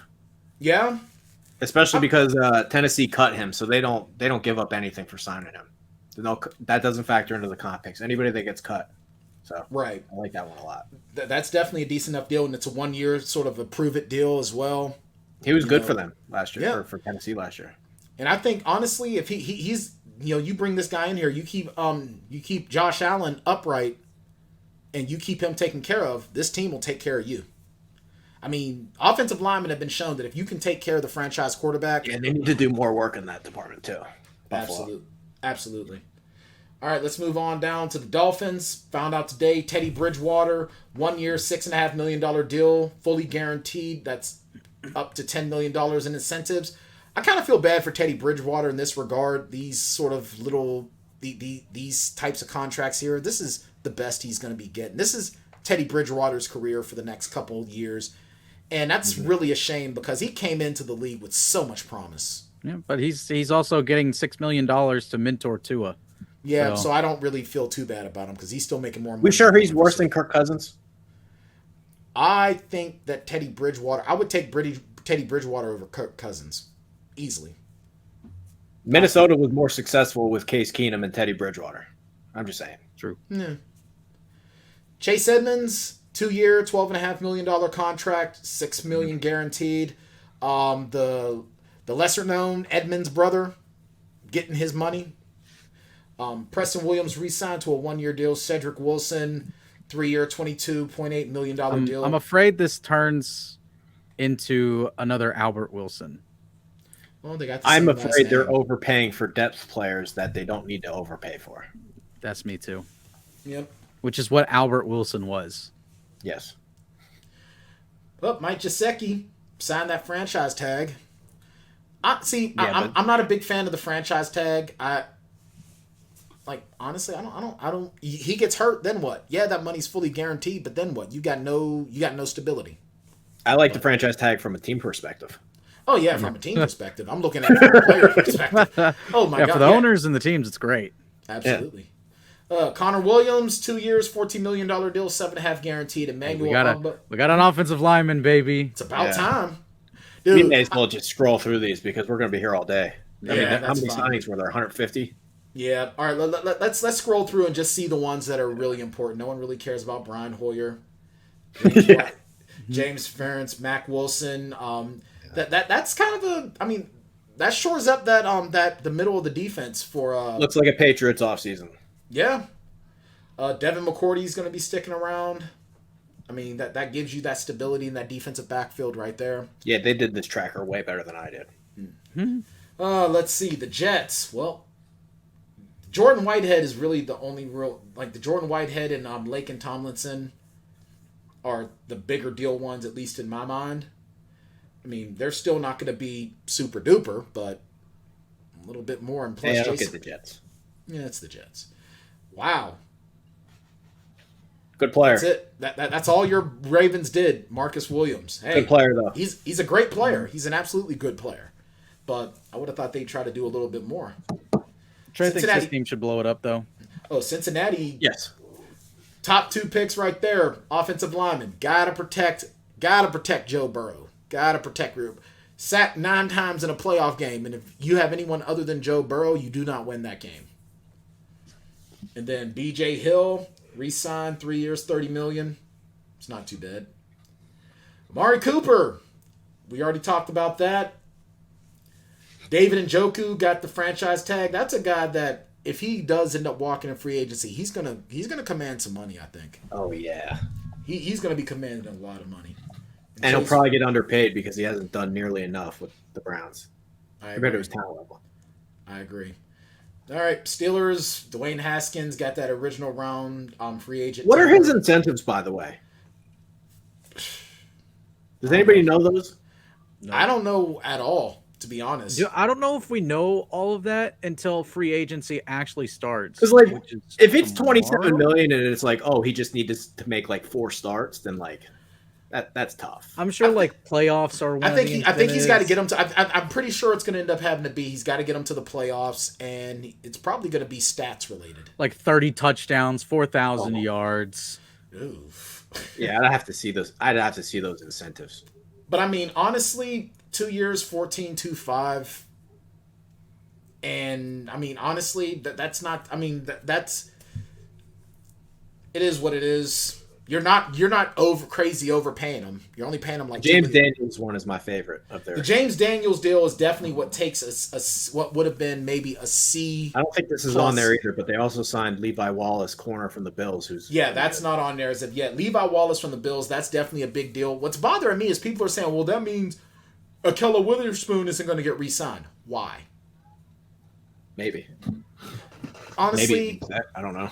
Well, I think the problem though with Ahkello Witherspoon though is that he only got like a half of a season to see him really do anything, and he was good, but for what he might be looking to ask for, half a season, is that enough? Chuks Okafor, that was a very if the Mitch Trubisky deal doesn't happen, the Chuks Okafor re-signing, that is very, very polarizing because a lot of folks they missed the fact that he only gave up 2 sacks last year. They missed that. That's going to go very well or very bad. Yeah, I agree. All right, going to the AFC South. Wow. Yeah, you skipped them. I mean, what are we doing in Houston? Yeah, I'm surprised Houston still has. I feel like the old lady in Major League. I wasn't aware we still had a team. All right, the Colts. Insane. This is like they're not good enough. That's not good enough for them. Yeah, I mean the best thing they did in their offseason so far is get rid of Carson Wentz. And they have so much cap space. You'd think where's Indy's weapons? I mean, you can't sell me T.Y. Hilton on them again. Like that's not good enough. Yeah, he cannot be the only guy. I mean, Jack Doyle retired. Is Mo Alley Cox your number 1 tight end? I guess he is now. Guess so, yeah. Jacksonville, Christian Kirk. Christian Kirk got paid. Brandon Scherf got paid. Oh boy, this printer's going off. And Foye Oluokun got paid, but then Marlon Jack got cut. That's kind of head scratching. I hate this for Jacksonville so much. Like they had the perfect opportunity right now. Cap space out the ass, first pick in the draft. I mean, they're gonna botch it. This sucks. Yeah, be glad. Jackson Law is like, man, I'm glad I root for the other Florida team. I mean, this sucks. Yeah, they're gonna botch this. It's bad. Tennessee Titans. Harold Landry's laughing his way all the way to the bank. Hopefully, he doesn't go to a Bank of America. Hopefully, he doesn't go to a Bank of America in Georgia because you see what happens to rich guys that try to take money out the ATM. You heard about that? No. Ryan Coogler goes to a Bank of America down in Georgia and actually writes a note saying that I'd like to withdraw $12,000 from my checking account. Can you please count the money in a discreet place? And they called the cops on him because they thought that he was trying to rob the bank. Saw that. That was yeah. All right, so the AFC West, this Russell Wilson deal is still like among the biggest of the big so far. Surprised they went Randy Gregory over bringing back Von Miller. Yeah, seems like a lot of money for a guy that's been suspended a couple times. They got to see something, Jackson. They got to see something out of this guy. And he's very good. It's just I wonder if there's going to be $28 million guaranteed. Are there going to be sort of conduct incentives in there? Maybe. I mean, you got to keep an eye on that guy. Like, he could get suspended 2 weeks into the year. Yeah. Kansas City. Justin Reed signed 3 years, $31.5 million deal, and Honey Badger is apparently talking to some other teams, so he's gone. Honey Badger gone. Yep, no more of the Honey Badger. Max X Crosby, 4 years, $98 million. Max got the max. Max got the max, but you couldn't get the guy another like 1.1 1-2 million and just making it even 100? Like, for real? No signings by them, huh? You need That's the cap it. space. That's it so far. Mike Williams, Chargers, making sure Justin Herbert has some weapons. 3 years, $60 million. And then, of course, the biggest deal, the real big deal, Khalil Mack. I mean, does Khalil Mack have enough in him to make a difference on this defense? Or did Chicago waste his best years? I may go as far as to say the Chargers are my biggest offseason loser. Ooh. Jackson. Not a fan of the Mack trade and the C.J. Jackson signing? I think there's a reason why Bill Belichick constantly creates these defensive backs, and they're never good when they leave. I mean, this guy, he didn't get drafted. J.C. Jackson went undrafted. He did not get picked. I think Belichick's specialty, just like Nick Saban, who's his best friend, is they're very good with defensive backs. I mean, Patrick Chung should have been out of the league 5 years before he actually was. Every time Patrick Chung leaves, he's never good. All right, let's go into the NFC. Michael Gallup got himself a nice little payday. Yeah. DeMarcus Lawrence got a payday. Losing a lot of people, though. They are. Yeah. But this is what the Cowboys do, man. This is when you sign up for $45 million a year for Prescott. And a ton of money for Zeke. Yeah. All right, the Giants. Tyrod Taylor, 2 years, $11 million. QB1, Tyrod Taylor. He just may well be. That's what I'm saying. He might. It wouldn't very well surprise might me, be. dude. Tyrod Taylor is one of those quarterbacks where it's like, you're not really going nowhere with him, but he's such a nice guy. I forget Especially how with long Dayball, he's who was been in Buffalo, probably knows him well. Probably. I would think so. Let's see this dumpster fire. Hassan Reddick, 3 years, $45 million with $30 million guaranteed. All right, good for them. They're still going to finish the bottom. Philly guy went to Temple. Oh yeah. Makes sense why they like him. Yep. Commanders got Carson Wentz was their biggest deal, and well, you know what? Heiser was in shambles after this trade. Yeah. Man, Carson Wentz. You want to talk about a guy who, like, a lot of folks were saying how Mitch Trubisky somehow sit behind Josh Allen gets him, like, just super whatever. Carson Wentz busts both of his ankles, flames out in Indy, is tossed after a year to the point where the coach that brought him in apologized for him, and it's like, nah, I'm still commanding draft picks for me. I'm still a big deal. My name's Carson, not Johnny. It's a shame. NFC North, Bears aren't doing too much. Well, Larry Ogunjobi coming in there. That's not a bad defensive line. A little bit Good better. player. Good player. Has a fun name too. The Lions. Right there, that name, DJ Chark. I mean, if you're Jacksonville, what are you doing? You gave $72.5 million to Christian Kirk, and you couldn't keep Chark for that? Like, that doesn't make sense to me. The Lions. You can't talk me into that one. QB1, Tim Boyle. Maybe. Yeah, because Jared Goff stinks. All he has to do is beat out Jared Goff. Yeah, that's not too hard. Jared Goff stinks. How do you tie in a rain-filled shootout with Mason Rudolph? He's bad. He's horrible. Green Bay Packers. Like, that's not good enough to me. Not even a little. And Devontae Adams, your biggest offensive weapon, is basically said, screw you. Yeah, it's worse when Devontae Adams is like, I don't know if I want to do this. Kirk Cousins, 1 year, $35 million.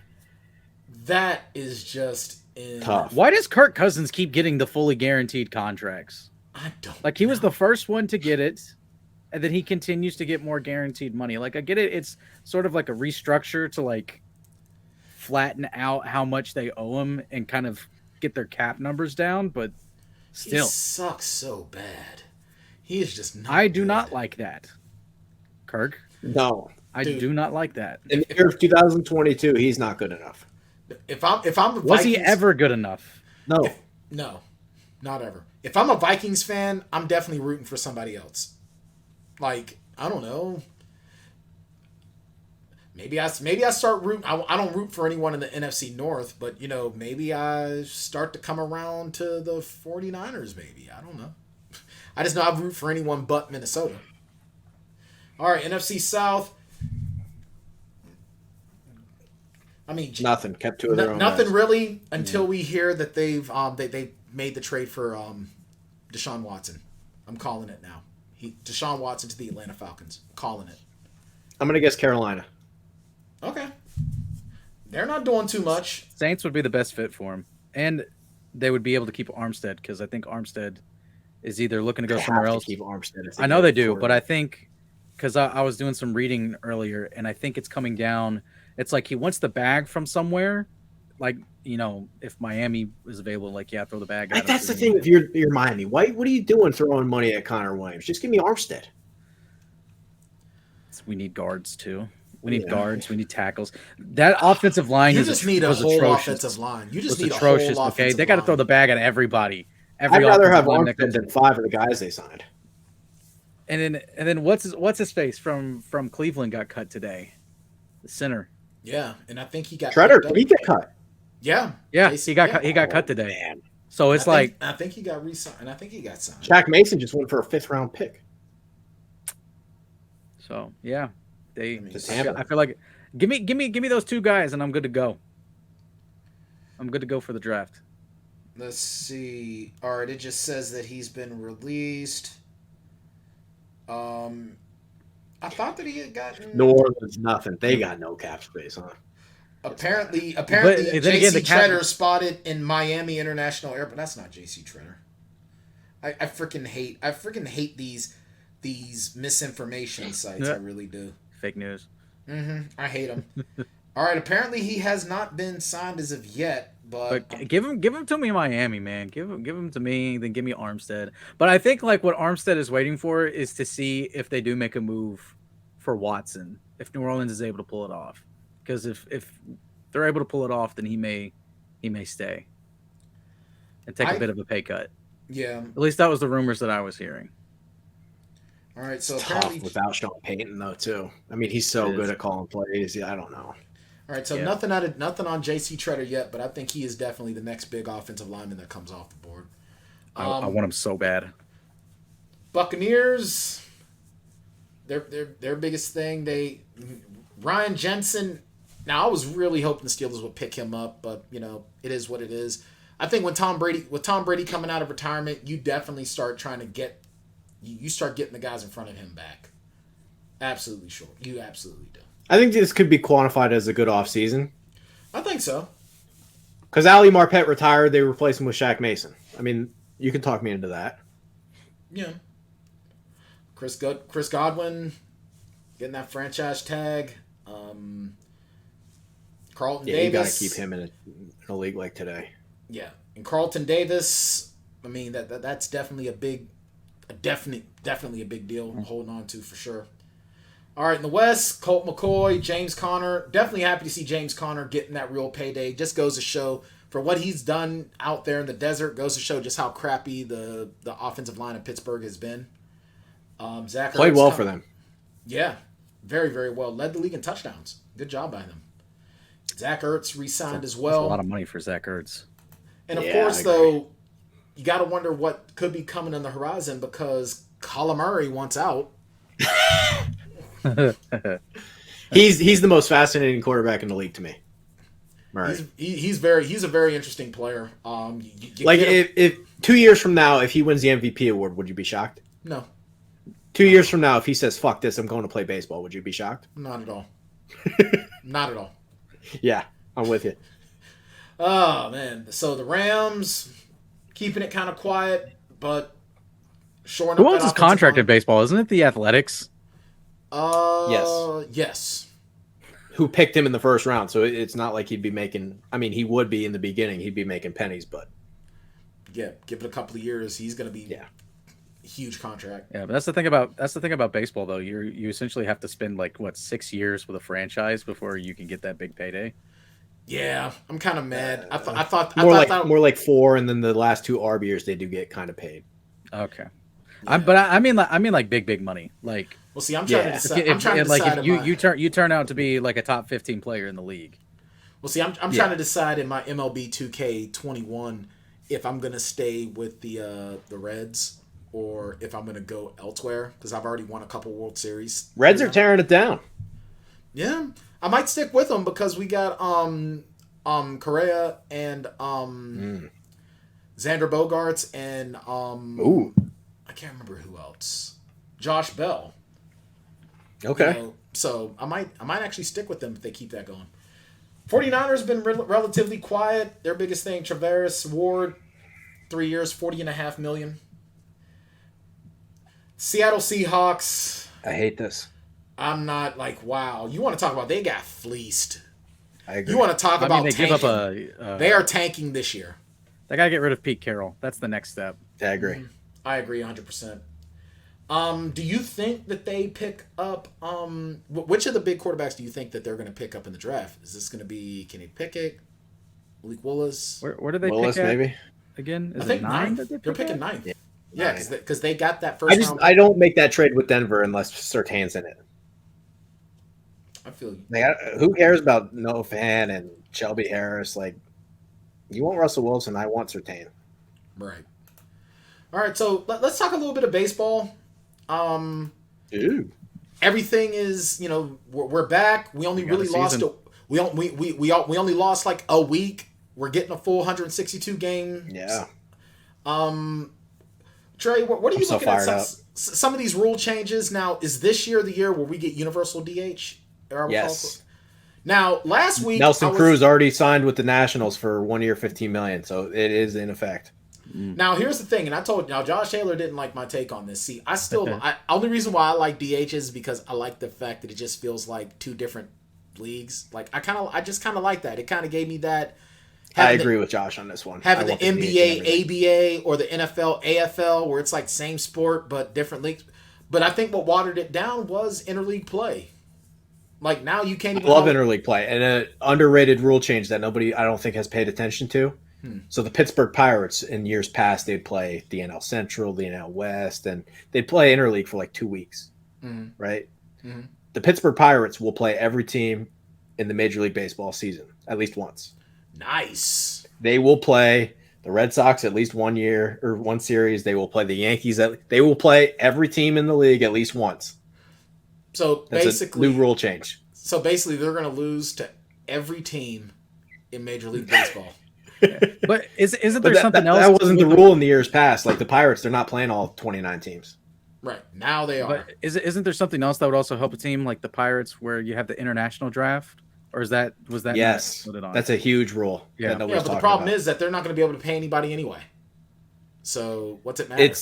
It would kind of be like the Rule 4 draft where you got a bonus slot and you have to like the first pick's worth this much and it's kind of already agreed to that the player signs, and the second pick's worth this much and it's kind of already agreed to that the player signs. Like in years past, these 15-year-old kids, every team has an international bonus pool slot.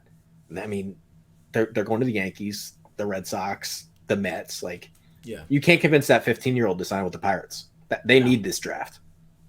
Yeah, but the problem is that you're still going to run into an issue where you have these guys for like a couple of years. Just as they start to get good, they're gone. Just as they get good, but I mean, you could play your cards right, and you could use one guy to get a couple prospects. You have to be like Tampa. Exactly. Problem is that Tampa at least will start to pay guys. Pirates never look to pay anybody. They pay guys if they say take a discount, please. Well, and the thing is, and that's the issue with the Nutting Group. Everyone here in Pittsburgh, like I heard one guy call in and just go, "I hate Bob Nutting more than I hate anybody else on the planet." It's like, wow. Number one, you're way too into baseball. If you hate this guy more than you, if you really are taking the time to hate someone that you don't know that much, there's a problem. But he's like, but his point was still valid. Bob Nutting, he literally just pockets all the money, puts none of it back into the team, and he's just like, man, this is good. Everything's fine. Like, Bob Nutting is literally Rachel Phelps. Like, he's just putting the worst team out there imaginable, taking the money. The only thing is that he can't move the Pirates to Miami because there's already a team there and no one goes to their games either. And Major League Baseball will not let the Pirates leave Pittsburgh. That as crappy as the Pirates are, that they're one of those institutional teams that are just a part of baseball. How long have they been in Pittsburgh? I feel like over 100 years. Yeah, I was about to say. The Pirates are among the oldest teams in Major League baseball history that are still active. I believe, and correct me if I'm wrong, Trey, it's them, the Reds, because the Reds were the first professional team, period, in the United States. They were the machines. Yeah. The Reds. So it's the Pirates, the Reds, the Yankees, the Reds, and the Red Sox. And the Dodgers, but the Dodgers were in New York before they moved out west. Brooklyn. Yeah. Brooklyn. They were Brooklyn Dodgers. But those are your 4 oldest baseball institutions in the United States. So there's no way Major League Baseball is letting the Pirates go. Giants, maybe. Oh, yeah, and the New York Giants. And because the Giants were also in New York before they moved out to San Fran. And so we got the New York Football Giants. Right. So, and that's why they still call them that, too. For those guys. Yeah. Well, no, there's a lot of folks that'll watch, and they won't know that little caveat. So, no, the Pirates aren't going to go anywhere. But, I mean, yeah, that rule change is going to help a lot. But the problem is it's still going to be much ado about nothing. Bob Nutting is still going to be pocketing the money, putting it into Seven Springs, and charging it an inordinate amount of money, and doing absolutely nothing. And Pirates got a beautiful ballpark, though. Oh, we have an amazing ballpark. I've never been there. I want to go. You know what? Maybe we can go when you're here. Okay. Maybe we'll go. But yeah, beautiful ballpark. And I guess the one thing that'll help with attendance is if we're playing, if we're going to these other ballparks and these teams are going to be coming here, guarantee you the Yankees come to town, PNC Park is going to sell out. I don't know if every team visits every stadium, but I do know they will at least be playing every team. Right. Well, I know that if you get the Yankees will sell out PNC Park, the Dodgers will sell out PNC Park, the Red Sox will sell out PNC Park, and the Angels will sell out PNC Park. Dodgers, probably. Yep. Dodgers, Angels, Yankees, Red Sox, maybe the Astros, maybe. How the Cardinal fans? They should travel well, don't they? Oh, Cardinals! Oh, every time the Cardinals come to Pittsburgh, there's more Cardinals fans than the Pirates fans. Cardinals are diehard, man. It literally looks here, like it's all Cardinals fans. It literally looks like whenever the Steelers travel, it's like that whenever the Cardinals come into Pittsburgh. I watch too much baseball to pick up on the fan bases that travel at this point. Fair enough. It makes sense around here too because you have their AAA team, right? Memphis. Yeah, Redbirds, right? Mm-hmm. I actually think I've been to quite a few of their games. I think I might try to catch some Washington Wild Things. They're the AA affiliate for the Pirates. I think I might go out to Washington County, and it's not too far away from my house. I think I might go there and catch a game or two. I thought they were the Altoona. That's the Altoona Curve. So then who aren't they the AA team? Maybe it is. So then who are the Wild Things? I think Altoona's the AA team. Are you asking where the Wild Things are? I know where they are. Let me see. They're in Washington, PA. They are... At the half, by the way, NBA is going on. Kyrie Irving has 41 points. Wow. I still can't stand him, though. I hate him. I despise him so much. 41 points. He's another one that I can't stand. It's not even He's telling very me good, who... though. They're not even telling me who they're... Our professional baseball team in Washington, Pennsylvania. Wild Things are a member of the Frontier League. Frontier League, yeah, that's not even... No, that's not even... They're not even an affiliate. They're just... No. A Frontier League. So, all right, so then still, I think... Oh, they're an indie baseball league. Okay, cool. You know what, though? Maybe I'll go to one of their games, too, because their park is pretty nice. Their park is really, really nice. So, but I believe it's the I think Altoona's the Altoona is the AA. Indianapolis is the AAA. Yeah. And then Bradenton is the Class A. I like going to AutoZone Park, which is where the Redbirds play, because also that's where Memphis's USL team plays, their soccer team. Oh wow. 901 FC. Those games are fun. They're super cheap too. Nice. Hey, if we can't get to PNC Park, we can go to Washington. We can go watch the Washington Wild Things. So no, I'm actually kind of excited that baseball is coming back. Granted, I joke around a lot, and I go very, very tongue in cheek about how I don't care about baseball, blah blah blah. But there's just something about that feeling of opening day that lets you know winter is over. It's springtime. There's nothing like opening week. There's nothing like opening week of a Major League Baseball season. I don't think they market their sport correctly. They really got to take baseball for what it is. I don't even really watch baseball anymore, and I still get excited when it's opening week. I seriously think that I'm going to start listening to the games on the radio because... Wow, that's a commitment. I don't even do that. There's so many games. Well, because here's the thing. Well, I mean, I'll listen to Pirate games on the radio. Maybe I'll, do a free trial to Sirius and listen to some of the other games on there because I like listening to baseball. You're a big radio guy, huh? I do like listening to radio. I do love listening to radio. I do. Video did not kill this radio star. No, dude. I'm telling you, like, whenever I'm working, if I'm not watching, if I don't just have something playing in the background, I will have iHeart playing, and I'll be listening to radio on there. And I love sports talk radio as much as some of the takes that are I like to call them troll takes. Some of the troll takes that come about just to get clicks on social media and blah blah blah, and they're only doing it to piss off the listeners. I know that. I think I'd be more receptive to it if I didn't grow up into the Pennsylvania area where it's like, Philly sports talk radio. Let's talk about Jeff Garcia. He's the guy. Like, yeah, yeah, that's tough. Yeah, no, I don't blame you. Well, Kevin Cobb, he's the guy. Yeah, I'm not listening to this. See, Pittsburgh sports talk. I like listening to the older school guys, like Guy Junker, who is retiring.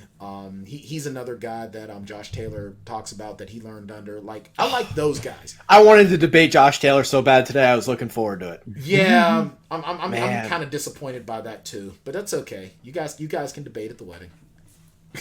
Joe podcast at Brian's wedding. You realize I'm gonna be doing a live Zoom. I got a lot of questions about this wedding. We can talk about it off show, but I got a lot of questions. All right, that's cool. So I'm gonna talk about this because we're gonna start wrapping this up. It's already Man, I didn't even get into baseball. We're way past all right. Well, it. let's go into a little bit more on baseball. Let's do a little bit more on baseball. What are you seeing? What are some of the big things that you're looking for in this baseball season? What are you looking for in this season right now? Right now, I can't get my mind off of the Freddie Freeman thing. Okay. Because I don't believe that one of these old-time baseball guys would have did what the Braves did. But I think what the Braves did today is the correct thing to do. Mm-hmm. How many franchises would sit there and say, well, this 32-year-old first baseman who just won us the World Series, we owe him because he helped us win. And the Atlanta Braves said, you know what? I saw Albert Pujols get paid and it didn't work. And I saw Miguel Cabrera age really fast and it didn't work. And fuck this. I want Matt Olson. He's 6 years younger. He crushes homers. And yeah, we love Freddie Freeman. But I can't pay him. I'm sorry. Well, not to mention... And I don't think baseball teams 10 years ago, 15 years ago, 20 years ago would have acted like that. Well, not to mention the fact that he hangs out with Shazam all the time and he freaking... goes around Philly lightning striking buses all left, right, and center. So I can't remember why Pujols did he leave St. Louis just because St. Louis wasn't willing to pay him that much? Yeah. And then it was the right thing to do. And then he went to LA. And then he went to LA and made a ton of money. And then went. And then I don't think the Angels got one good year out of that contract. No, they did not. I did see some people though. They were talking that because of this new DH rule, they would like to see if you could get Pujols for very cheap. Spend one last year with just as like on the odd occasion, like it's a long stretch of games. You just need someone to put in the DH spot. Man, I don't think I can even carry him on the roster anymore. Well, now that it's DHs just are the fact thing. That hey, you got us a couple World Series. This is to give you your farewell tour back at home. Well, now the DH is a thing.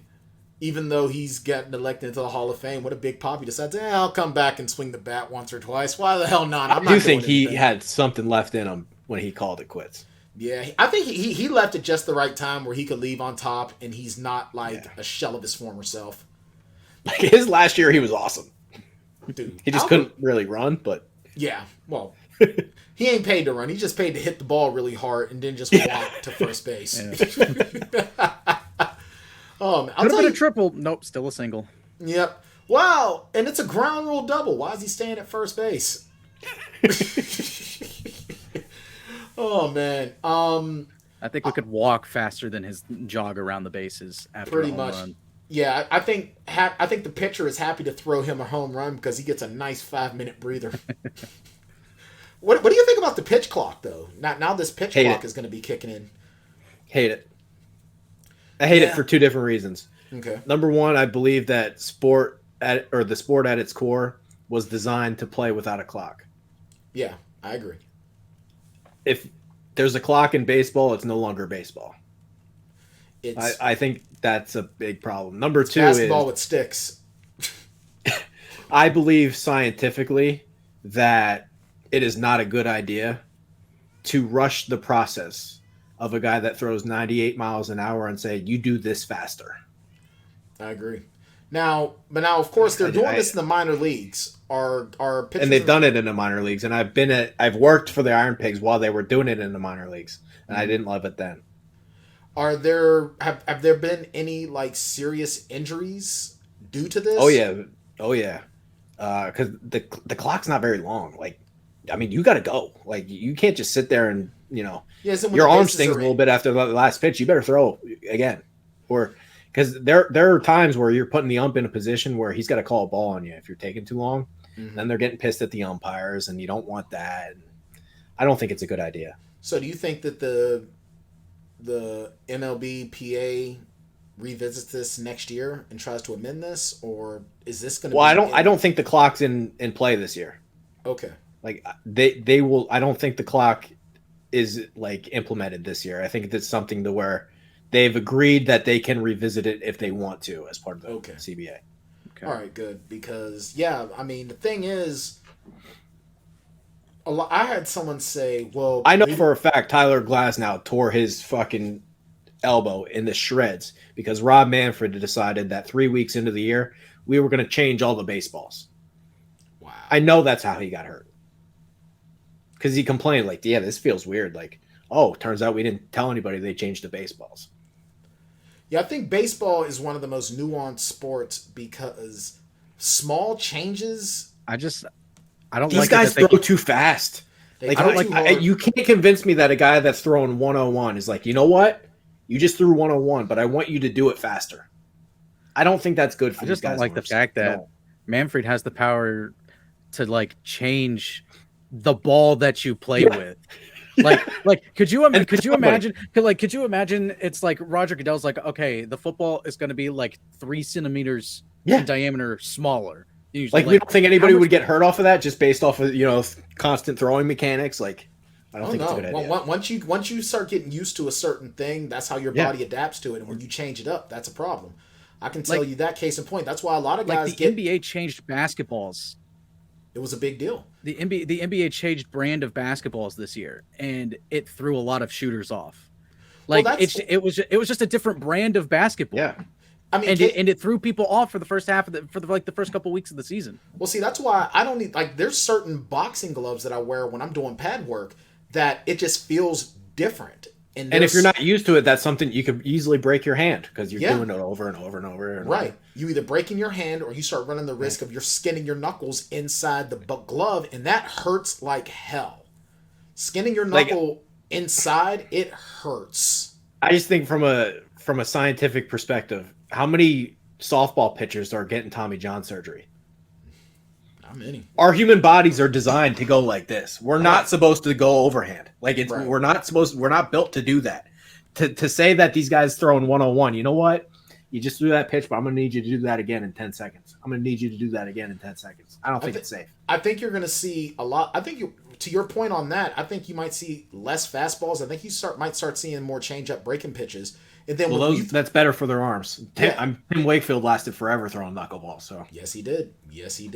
So did John Smiley. John Smiley lasted a while. R.A. Dickey lasted way longer than he should have. Yeah. And guys like Dontrell Willis did not even make it 6 years. Because he's... Poor guy, dude's throwing gas, and next thing you know, his damn arm falls off. Do you think pitchers try to... Yeah, but now they want these guys to do this more. I don't think it's a good idea. Well, the thing is, to answer your question, Jackson, the problem is that baseball is still so fascinated with the big, heavy throwers. Everybody's still, even though we're 40, 50 years out of his prime, people are still fascinated and in love with the idea of Nolan Ryan.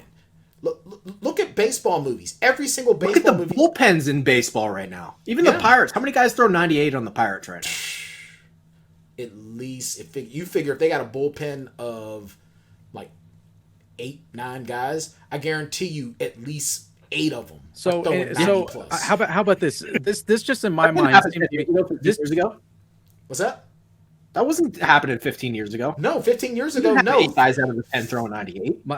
Eight to 10 years ago, you had your ace throwing. You had one guy that could do that. Maybe you had your ace throwing 90 consistently, and then you had one bullpen guy who was your who was your closer that was throwing 90. That's it. The thing that I go back to, and this is how my mind works, is that the next logical step from this to protect pitchers is like people already complain about just how often there's a pitching change during a game. Now to protect pitchers, if they're overworking them now, I feel like there's going to be more pitching changes per game, and that's just going to slow the game. You're going to have to have to go through the entire thing of putting in your roster change. Getting these teams are already doing what you just said. I know, but I'm saying I feel like it's going to be increased now. Oh yeah, if you got a guy what they that don't can understand. Only go 2 innings, if a guy can only go 2. You're not. He goes the 5th and 6th inning, and then all right, it's time to get the next guy. Yeah, the time. I think it's going to be more drastic than this year this year, Jackson. Like I don't think people actually understand what's happening. Like I'll use the Red Sox as an example because I know their roster so well. They have like Rich Hill and Garrett Whitlock and Michael Wacha and Tanner Houck, and they're only going to pitch 2 innings. Like that's how they're going to use these. That's guys. what I'm. That's what I'm saying. A complete game it's just like you go 2 to 3 innings so and then rare boom, you're on to the next guy. Yeah, complete games are going to be the thing of the past in the next 3 years. Oh yeah, and it's going to be counteractive to what they're trying to do, which is speed up the game. I don't think you can speed up the game of baseball. No, I think you can speed up the game of baseball. I don't think what they're doing is correct. I think the way that you speed up the game of baseball is actually look at what they did in the 70s and the 80s and into the early to mid 90s before home runs became the huge thing, and start going back to that. You know, quit worrying about having a pitcher like if every pitcher throwing over 90, like you already said, that's just not good. It's not good for you. And that's why they're taking longer on the mound, because these guys are throwing their arms out constantly. I mean, the number of arm injuries it's an historic It's rate. Staggering. It's more now. But they're only going to be throwing harder. And now you're telling them to go faster. And it's only worse like as you go down the ladder, like when you get to college and high school. Like I was playing high school baseball, and there were 2 dudes on my team that had to have Tommy John surgery. Yeah. They're 17 years old and they're having to get Tommy John surgery. Dude, when I was a kid, when I was in high school, that wasn't happening. The only thing that you were worried about was guys, like you had to have someone massage out their shoulders because they were thumb, but it was never in the ligament down around the elbow. It was all at the shoulder. Now it's just like, I tell you what, when we talk about guys that are retiring from the NFL, they're talking about their knees and their CTE and the hips and all that. You're going to start hearing about it way more in baseball, and it's just going to be arms are just falling off. Like, like they're going to be looking like freaking Bruce Banner in the MCU movie post-Endgame with the constant freaking arm brace. Here's another thing I don't think they realize yet either. Hopefully this doesn't happen, but if they ban the shift, guess what that's going to do? Create more base hits. Yeah, what's that going to do?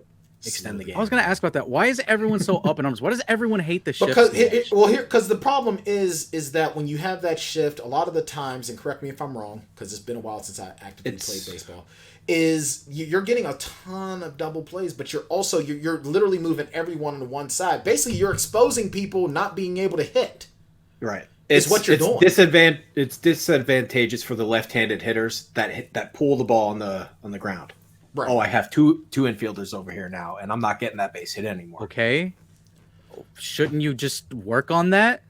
Yes. Maybe wait on the pitch just half a second more. Yes. So if you're a left-handed batter, you hit it down and spend more time in the batting cage. But guys like Joey Gallo, they don't like that because he goes up there hacking every single pitch because if he ain't hitting a homer, he don't care.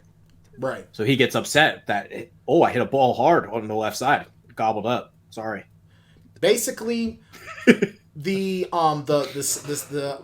Sammy Sosa, Mark McGwire. This is what you got from the Sammy Sosa, Mark McGwire home run Chase, and then with Barry Bonds.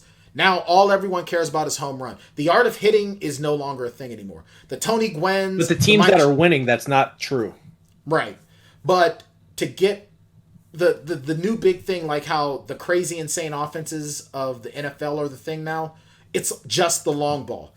The Tony Gwynn's, the Mike Schmidts, the Pete Roses, those hitting purists, gone.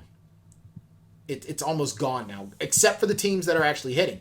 But that's what you're getting with the shift, with them banning the shift, is we don't want people to see that our hitters don't hit. We don't want to show. I don't think it's correct. I think that's absolutely wrong, and I kind of hate that. Basically, everything that's great about baseball is basically being gutted. Right now they're experimenting in single A, I believe. No shifts for single A this year. Like I said, I was taught at an early age, and it's like, for instance, if the right fielder feels a crappy right fielder, because we're just a bunch of kids running out there, our coach was like, "Hey, sit on a little longer. Wait. Whenever you're gonna swing, whenever you normally would to time it up, just wait a second, and then swing. Right.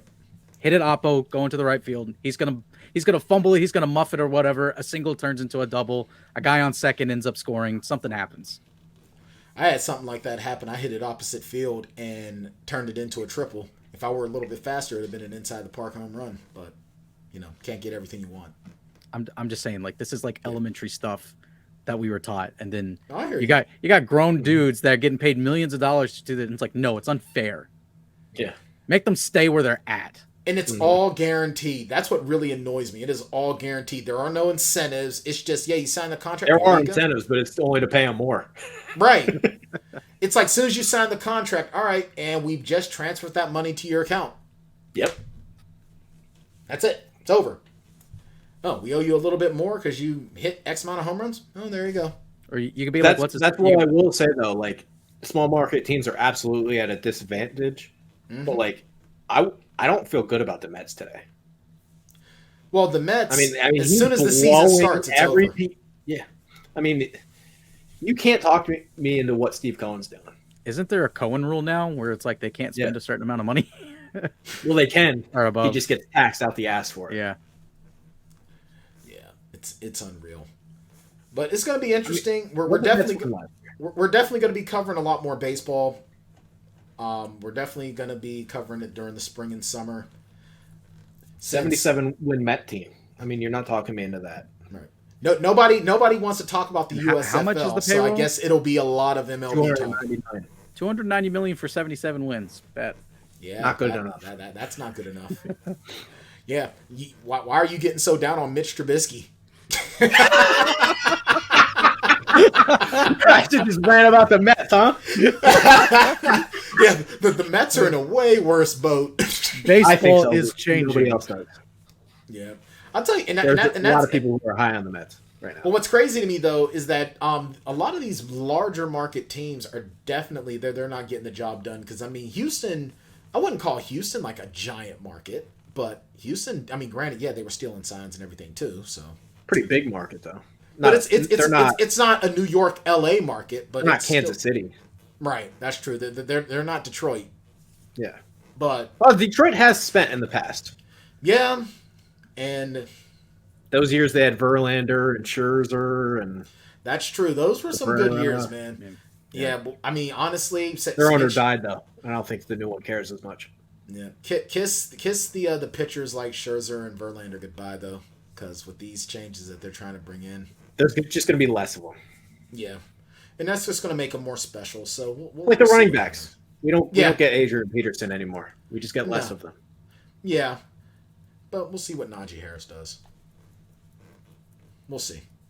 All right, so we're just about coming up to it, but I'm going to share my screen here. I want to talk a little bit about the passing of one of the all-time greats, and I just wrote this article. It's up on Vendetta right now. I want to say goodbye. Did I share my audio? Yeah. You guys hear anything? Yeah, I hear it. Okay. This is Scott Hall. This is May 27, 1996. Scott Hall had just left the WWF as Razor Ramon. No one really knew because we didn't have the internet back then. This was a huge deal. watching Monday Night Nitro, seeing Razor Ramon just walk into a ring. In this moment right here, guys, revolutionized professional wrestling, blurred the line of reality and kayfabe, and it changed everything. Scott Hall was a pioneer. I mean, the man had his demons, absolutely. Professional wrestling, professional sports are ripe with them. And there are a lot more horrible stories than there are, actual success stories. And Scott Hall was one of the guys that was able to become a success story. They incorporated his alcoholism into what I still to this day call is a tasteless storyline in WCW, but the man handled it with grace and just continued to entertain. He was on record multiple times saying that the only time he felt happy was when he was between those ropes and in the ring and performing. And you can see him right here. This guy looks like someone that just has no worries at all, because that's what being in the ring did to him. Scott Hall overcame his demons, and he was able to start living a relatively healthy lifestyle over the last few years, making use of DDP yoga and just having joy in his heart. Had a bad fall earlier this month. Was having a procedure to have his hip replaced. Ran into complications, blood clot dislodged, had 3 heart attacks, and then bam, on life support. Then it was announced on Monday by Kevin Nash, who was his tag team partner in WCW, formerly known as Diesel. One of the other original 3 members of the NWO, Scott Hall, Kevin Nash, and Hulk Hogan. He announced that Scott would be taken off of life support, give his family some time to come and make their peace. Took him off of life support on Monday. Survived the whole rest of the day until he finally passed away. So, with that being said, one of the greats, a man who,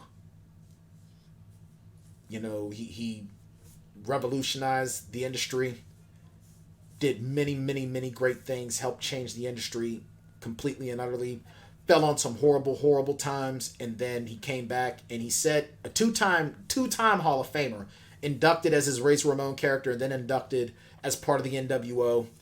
And one of the things that he said that people have been quoting a lot, bad times don't last, but bad guys do. So rest in peace to the bad guy. If anyone deserves to finally be able to have a sigh of relief as he muscles Rick Martel up into the razor's edge right there, it's that guy. Hopefully you're in heaven, and you and the Macho Man, Eddie Guerrero, and Dusty Rhodes are able to just chill out, tell some stories, have a good time. Scott Hall, rest in peace to the outsider. That being said, it's the Tanndemonium Sports Show. Well said. Thank you. I mean, this is a man who just... He's only 63 years old, still relatively young, survived by a multitude of fans, friends, family. I'll always remember him as Razor Ramon and, under his real name as part of the NWO. Matter of fact, I've been doing over the last couple of months, I started doing a dive into some of the old Monday Night Raws from my youth. And watching those matches always felt really, really special. Now it's going to be a little bit sad this time around. But, hey, he was the bad guy. So with that being said, join us every week, 6:30 p.m. Eastern Standard Time, live on Twitch, exclusively on Twitch, twitch.tv/Vendetta Sports Media. Go to vendettasportsmedia.com where you can get any and all of our content. We are always having new stuff coming up. Who knows? Maybe I'll be inspired to write yet another article that's not going to be under, sad pretenses. Make sure you're checking us out on YouTube as well. Go to youtube.com, search Vendetta Sports Media. We're always having content over there. Jackson Law literally just updated a brand new series based on Madden 22. if I had the time and I wasn't so shitty at it, I would probably be trying to live stream Elden Ring, but I die in Elden Ring more than Trey has a meltdown over something. It's just, that's going to be able to happen one day, Brian. One of these days, your job is just going to be able to play video games. It's going to be great. That would be awesome. Play video games, do a podcast. It's coming. Hey, I'd be all about that life, man. I'll tell you what. But you know what? For now, I'm happy with what I'm doing. I'm happy being able to do the HR thing as well as doing this show and fuss and complain about the silliness that is the sports world. And yeah, make sure you definitely hit us up on Twitter at media_vendetta, where all of our stuff is coming up at. Hopefully Trey doesn't have to outpost the entire company yet again. Fingers crossed for that. But with that being said, we'll see you guys next week. I'm Bryan Tann. That's Jackson Law. He's Trey Daubert. It's been an amazing week, 2 weeks of sports, and it's only going to get better. Baseball is back. NFL offseason has begun, and the USFL. All right, maybe not that. All right, with that being said, we'll see you guys next week.